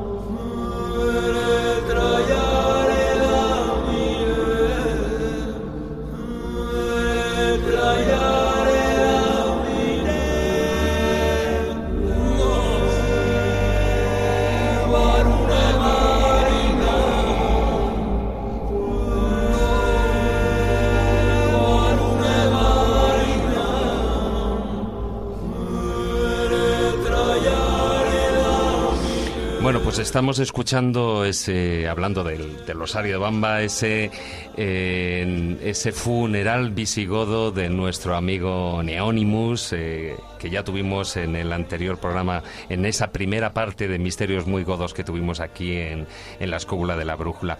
Y estamos aquí hablando a micrófono cerrado sobre un dato, una curiosidad importante, que era la relación entre San Ildefonso y la lucha contra el mar.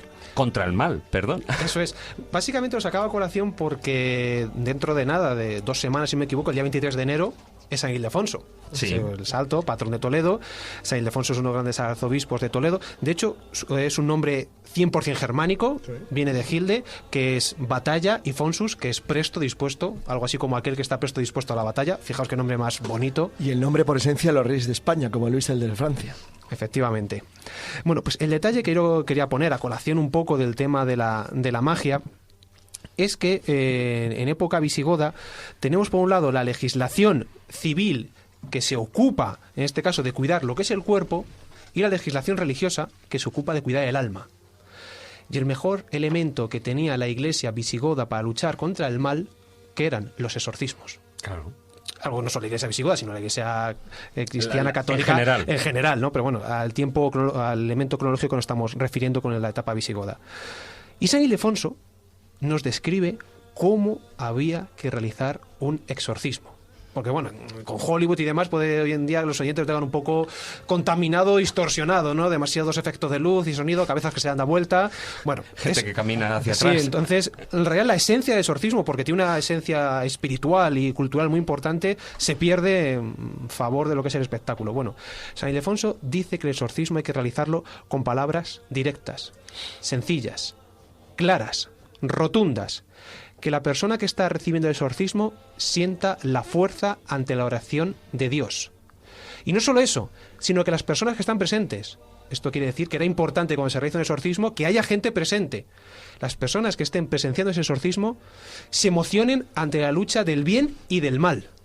Y sobre todo, que todo el mundo sienta que está seguro, que la Iglesia ofrece algo, un elemento para luchar contra el mal que nadie tiene, que solo tiene la Iglesia, que solo puedes acceder a él a través del cristianismo y que siempre puedes estar seguro porque con él vas a salir del mal. Me parecía un detalle, dada la cercanía de San Ildefonso, bastante curioso para comentar. Como ha dicho lo de las palabras godas, de 2 palabras para significar una, que es clásico de los nombres de la antroponimia goda, en la Castilla medieval, la hueste, que era una palabra latina, que era la fuerza, hacía lo que se llamaba incursiones en terreno enemigo, se llamaban fonsados. Es decir, una palabra también germánica, que era la incursión en territorio contrario. Fijaos cómo ha ido pasando luego de una manera a otra.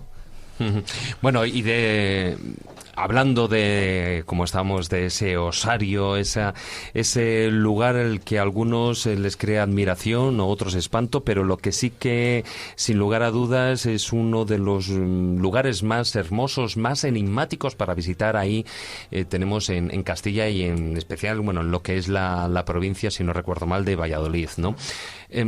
¿Cómo se construyó? O sea, ¿cuáles fueron los fines? Porque Bamba todo el mundo puede conocer por esa famosa lista de los 33 reyes godos, ¿no? Y estamos viendo también la camiseta, que los lleva los 33 en la camiseta nuestro invitado Daniel. Ahora hablamos de eso, que hay más, ¿eh? Hay más, ¿eh? No se acaba con Rodrigo. Pero ¿cómo surge esa iglesia, la de Bamba? Ese osario es la Bamba. Es la Bamba. Bueno, decir que si Bamba, su iglesia y su osario estuviesen en cualquier lugar de Europa, sería un lugar con un turismo brutal. O sea, pero bueno, como está aquí en España... Spain is different. Efectivamente, y seguramente solo los fabulosos oyentes de la escóbula lo conocerán. Bueno, de Bamba ya hace 2 semanas tratamos un poquito pues quién era, sus avatares. El pueblo de Bamba surge a raíz de Gérticos. Gérticos parece ser que era una villa de recreo de los reyes godos, en este caso la familia de Recesvinto, y ahí es donde Recesvinto muere.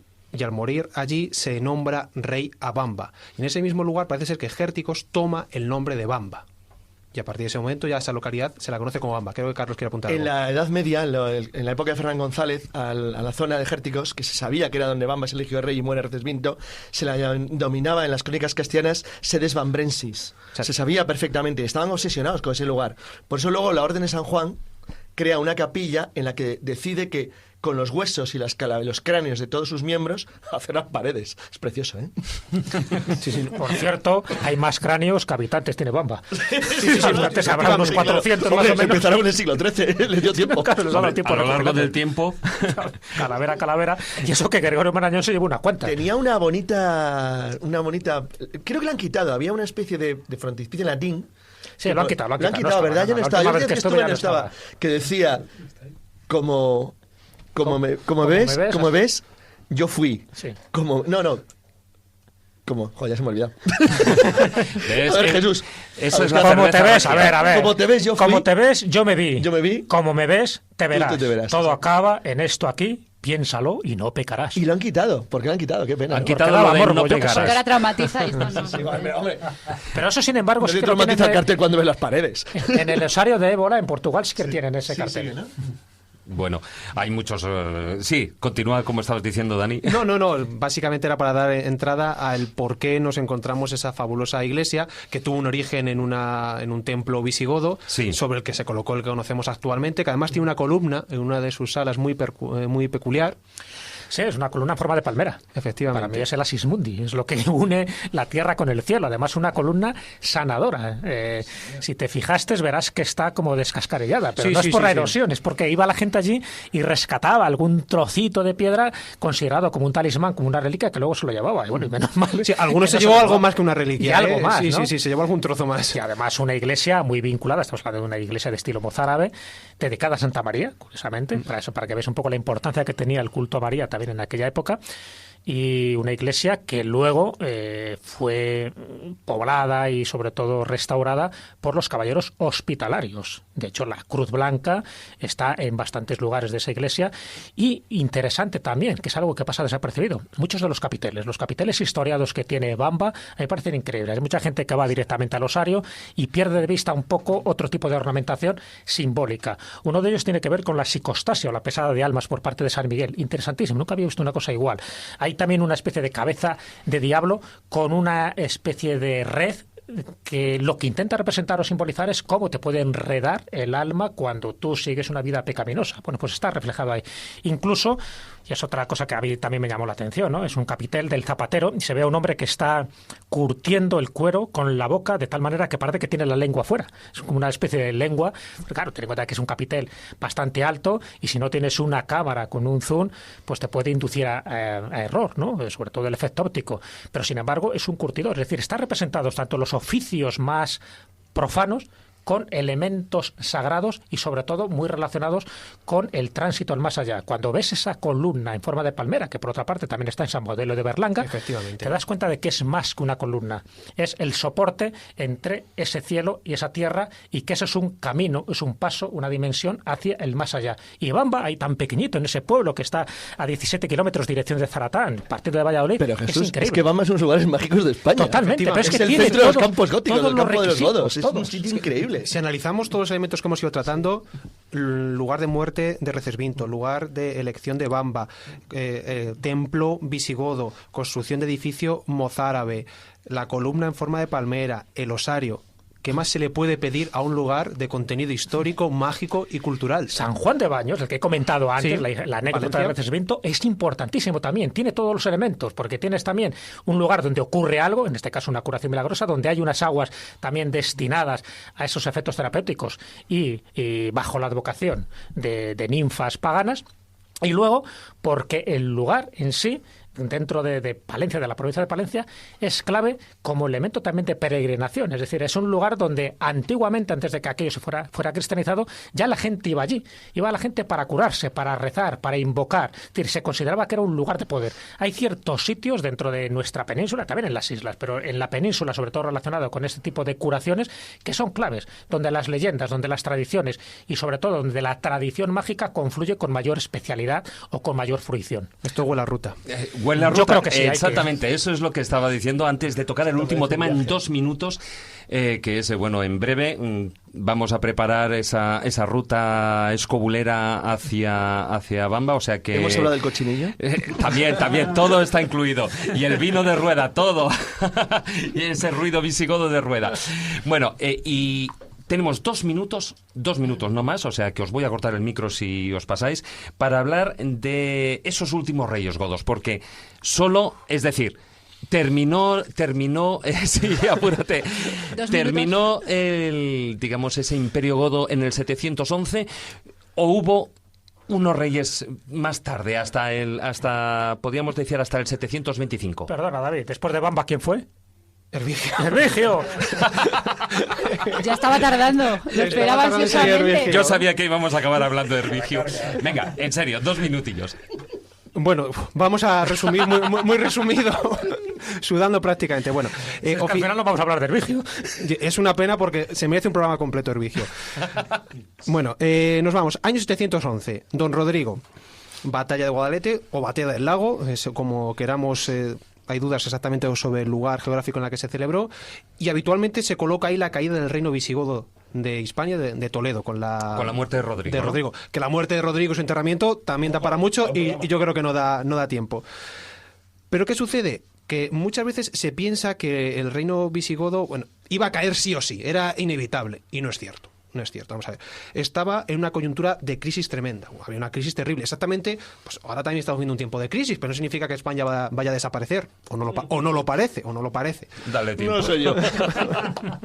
Bueno, pues esto es exactamente lo mismo. De hecho, hasta el año 725 se sigue combatiendo contra los musulmanes. Aquí podemos sumarle 2 reyes más, aparte de Rodrigo. Y 2 reyes de los que se tienen datos. Uno de ellos es... Perdón, hasta 725 no, hasta 1492 y más. Bueno, efectivamente, en esa continuación, porque bueno, ahora apunté un detalle sobre eso. Yo me estoy refiriendo en este caso a Aquila II, que estaba aparte de Rodrigo, porque realmente la invasión musulmana tiene lugar en un contexto de guerra civil. Una de las muchas guerras civiles que hubo en época goda, pues don Rodrigo tuvo que luchar también contra distintos poderes que eran opositores a él. Y uno de ellos era Aquila II, que estaba en lo que sería la Tarraconense y la Narbonense. Y Aquila II siguió luchando contra los musulmanes. Y pues, de hecho, se ha conservado una moneda que nos constata su existencia. Y luego, posteriormente, otro personaje que nos estaría ligado a Aquila II, como es Ardo, que también siguió luchando contra los musulmanes. Y luego llega un momento en que Ardo ya desaparece y algunos grupos nobles seguirían luchando contra los musulmanes en tierra narbonense hasta el año 725. A la par, en el otro extremo, en las tierras cántabras y asturianas, tenemos a don Pelayo y al citado Dux Pedro, que ya organizan lo que sería posteriormente conocido como la Reconquista Española. Reconquista Española que está basada en la restitución del Ordo Gotorum, de la tradición goda, y por eso dice Carlos lo de hasta el año 1492, porque Asturias, León, Castilla, Aragón, todo el mundo se considera herederos del reino visigodo. Claro, cuando el duque Pedro, que es el sucesor e hijo del duque Pedro, que es Alfonso, se casa con la hija de Pelayo y une las 2 fuerzas de resistencia del norte, hay una continuidad, porque el ejército de Cantabria, del ducado de Cantabria, nunca es destruido por los musulmanes. Entonces, cuando se une a la resistencia astur, crean el núcleo de lo que va a ser la España actual. O sea, sinceramente, Felipe VI desciende dinásticamente en línea directa de Alfonso de Cantabria. Directa. O sea, sin más continuidad que eso, es poco difícil de explicar. Bueno, esa línea de continuación a partir del 711 parece clara. Lo que también parece claro es que se nos ha terminado el tiempo para este macro filandón, que la verdad, o sea, os podéis quedar satisfechos porque el otro día ya dijisteis que nos quedábamos cortos. Bueno, a mí se me ha quedado corto. Seguiremos en la ruta. Seguiremos en la ruta, por supuesto, cuando organicemos ese viaje a Bamba. De Hervigio. Pero bueno. Otro programa, Jesús. Yo creo que... ¿Será posible? Nada. En la despedida lo comentamos.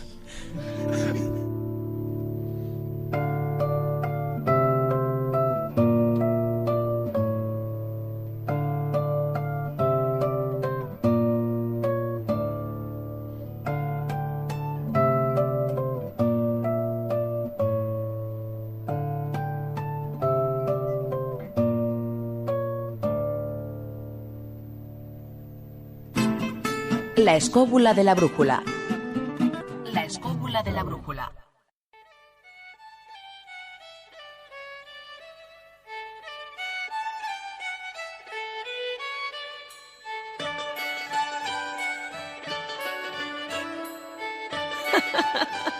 Los cuentos de Callejo.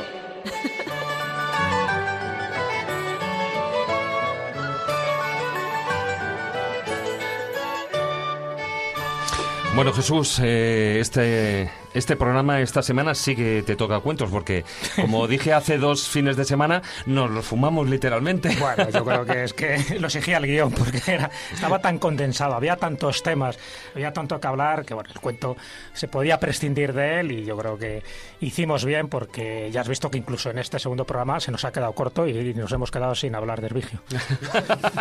Te duele, ¿eh? Te duele. Sí, es que no sé, le tengo un cierto cariño a este hombre, pero bueno, algún día contaremos por qué al tío Hervigio yo creo que hay que elevarle ya los altares a Nervigio. Bueno, el cuento de hoy, esos cuentos de Callejo, ¿de qué va a tratar? Bueno, la verdad es que era complicado conseguir un cuento godo. Gordo sí, pero godo... Mira que rebusqué, pero luego me pareció interesante hablar de esa búsqueda del conocimiento. Hemos hablado de muchísimos datos. De ahí viene el cuento, el libro Godo de Petete. Sí, mira, ¿No era gordo? Mira qué agudo. Engañada estaba yo de pequeña. Godo. Y el cuento que he rescatado un poco de esa tradición inmemorial, que me parecía interesante, ¿no? Se titula La fórmula secreta y va sobre eso, ¿no? Sobre una especie de San Isidoro en busca de ese conocimiento que le haga mucho mejor persona, que en el fondo es un poco lo que buscamos todos, ¿no? Todos los que estamos aquí, todos los oyentes, a todos nos gustaría aprender algo más, pero siempre nos falta algo. Sobre eso. Bueno, pues ahora nos lo vas contando.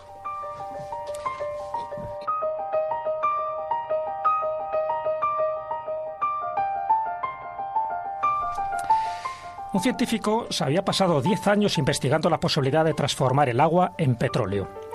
Estaba convencido de que todo lo que necesitaba para llevar a cabo esta transformación era una sola sustancia, pero por más que lo intentó, la fórmula se le resistía. Un día se enteró de que en las montañas del Tíbet vivía un lama que lo sabía todo y podía revelarle la fórmula que andaba buscando. Pero tenía que cumplir 3 condiciones. Una de ellas es que debería viajar hasta allí completamente solo, y el viaje era muy largo y muy peligroso. La segunda es que debía ir a pie. Y la tercera, si conseguía llegar hasta el lama, es que solo podría hacerle una pregunta, solo una. Le llevó largos y penosos meses cumplir las 2 primeras condiciones, y cuando logró llegar a la presencia del lama, se llevó una gran sorpresa. La sorpresa es que comprobó que se trataba no de un anciano con barba y lleno de arrugas, sino de una joven muy atractiva, una mujer. Ella le sonrió y con una voz que a él le pareció celestial, le dijo lo siguiente. Enhorabuena, viajero. Has logrado llegar a esta verdadera fortaleza. Ahora dime, ¿cuál es tu pregunta? Y para su propia sorpresa, un tanto azorado, el científico se oyó a sí mismo decir: «Señora, ¿puedo saber si está usted casada?»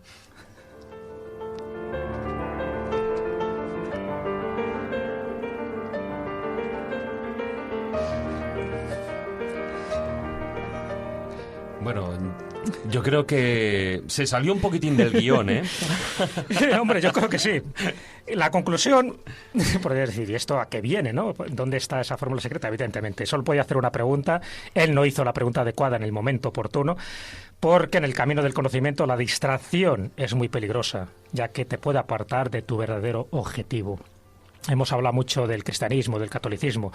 Para la Iglesia, los enemigos del alma, del conocimiento, en definitiva, está resumido en 3 palabras: el mundo, el demonio y la carne.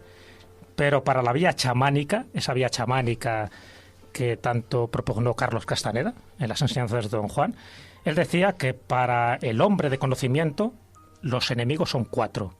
Es el miedo, la claridad de mente, el poder y el último, el más peligroso, la vejez. Porque aunque superes esos 3 enemigos, si no te da tiempo cronológico para llegar a ese conocimiento y al final la cascas, pues mala historia. Ese no tiene remedio.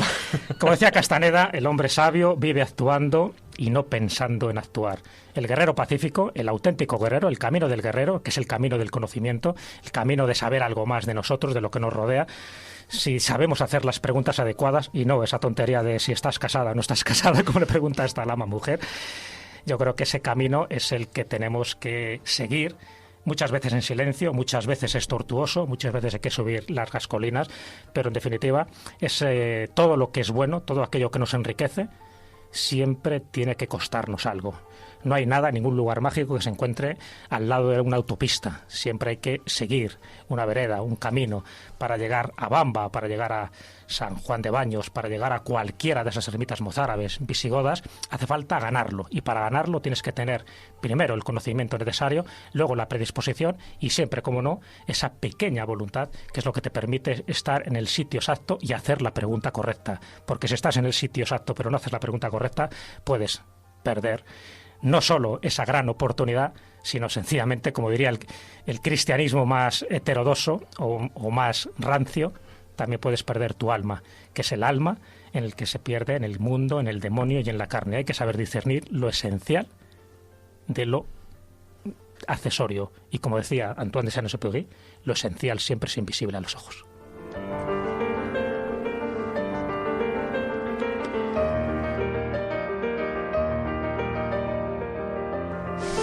Bueno, como decía, siempre se aprende de estas conclusiones, de esas moralejas que tienen tus cuentos, los cuentos de Callejo. Y lo que nuestros oyentes sí que están a tiempo, porque les vamos a anunciar el camino para asistir, es el próximo jueves día 15, en el que se presentará aquí en Madrid, un libro del que ya hablamos hace, un año exactamente, de un estimado amigo. Estamos hablando de Óscar Fábrega, de ese prohibido excavar en este pueblo. Sí, cuando le tuvimos en la Escuela de la Brújula a Óscar Fábrega, era un libro digital, pero ahora ya es un libro en papel. Se ha conseguido ya editar un poco en el formato clásico que mucha gente Después demandaba. del éxito digital, por Después supuesto. del éxito digital, evidentemente. Si no, a lo mejor no se hubiera convertido el libro en papel. Y ese libro en papel lo va a presentar en Madrid este 15 de enero en el FNAC de Castellana, en Madrid, a las 19 horas, a las 7. Y allí estaré yo, como prologuista también que he sido, como amigo que soy de Óscar, pues para presentarle el libro. Yo creo que desearle todo el éxito Y que se merece. estaremos ahí el equipo de la Escóbula de la Brújula arropando a este amigo, a Óscar, que independientemente de que el libro se lo merece, cuanto mejor cuando es de un amigo y estamos todos ahí para disfrutarlo con él. Que nos atañe, desde luego. Y que es un clásico, ¿no? Res le Cható, ni más Como ni otro menos. clásico, ya es el segundo año, pero sí que los clásicos son esos congresos de historia, de mitos, de leyendas. En este caso creo que es el tercer congreso y el primero que se celebra aquí en Madrid. Sí, así es. Los dos anteriores se celebraron en Sevilla. Allí estuvimos, tanto Carlos como yo, dando sendas ponencias, y esta vez lo quieren organizar aquí en Madrid. Me parece que además en un marco incomparable como es el Círculo de Bellas Artes. Y bueno, pues dedicado un poco a la Edad Media, como no, un congreso medievalista con grandes especialistas como José Luis Corral, que es catedrático de Historia Medieval. Estará también Ana Vázquez Ois, que también la hemos tenido en el programa, sí, de invitada. amiga.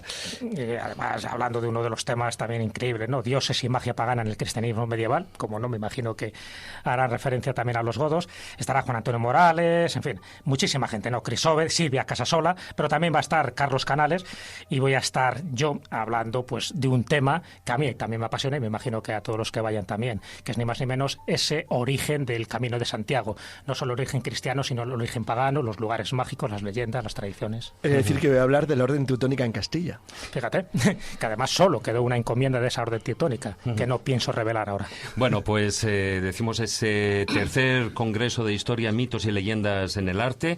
Para apuntarse las inscripciones podéis hacerlo en historia, mito y leyenda @hotmail.com. Lo voy a repetir: historia, mito y leyenda, todo junto, @hotmail.com. Y se va a celebrar el 24 de enero de 2015.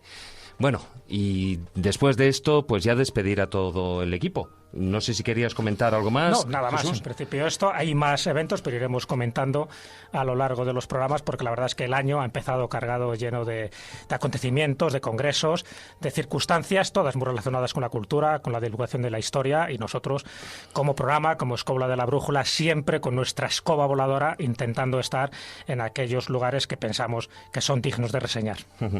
Bueno, pues muy buenas noches, Carmen Fernández. Hoy la primera. Buenas noches. Sí, no, porque si no te olvidas de mí, que ya lo sé. Marcos Carrasco, hola, buenas noches. Estoy afino ya a estas buenas horas. noches, Carlos Callejo. Vino visigodo. Quiero decir que me voy a dejar el pelo y la barba ¿De verdad? largo, pero muy godo, muy godo. Muy godo, ¿no? No sé, porque me ha dado por ahí. A ver si recupero mis cualidades. Carlos Canales, muy buenas noches. Pues hasta pronto.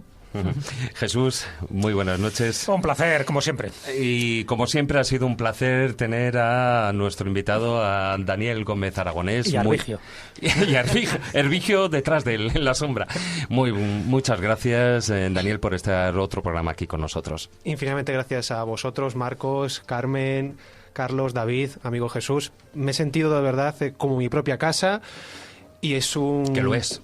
Es un Igual que privilegio. las vírgenes visigodas, que te lo he dicho, que la estoy viendo. Que ya no quedan vírgenes.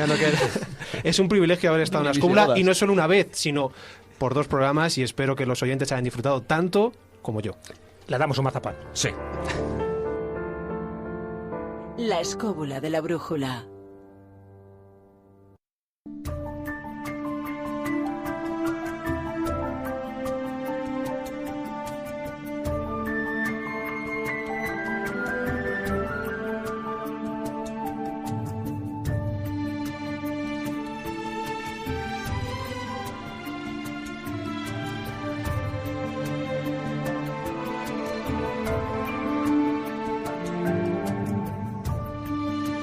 Bueno, queridos esculeros, esto ha sido todo por hoy.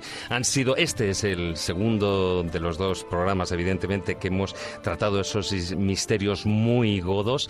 El que, bueno, ha sido la verdad que un trayecto largo, porque empezamos hablando de godos en el 2014 y hemos acabado en el 2015. O sea que un año entero, como quien dice, hablando de godos con nuestro invitado Daniel Gómez Aragonés y bueno, y todo el equipo de la escóbula de la brújula.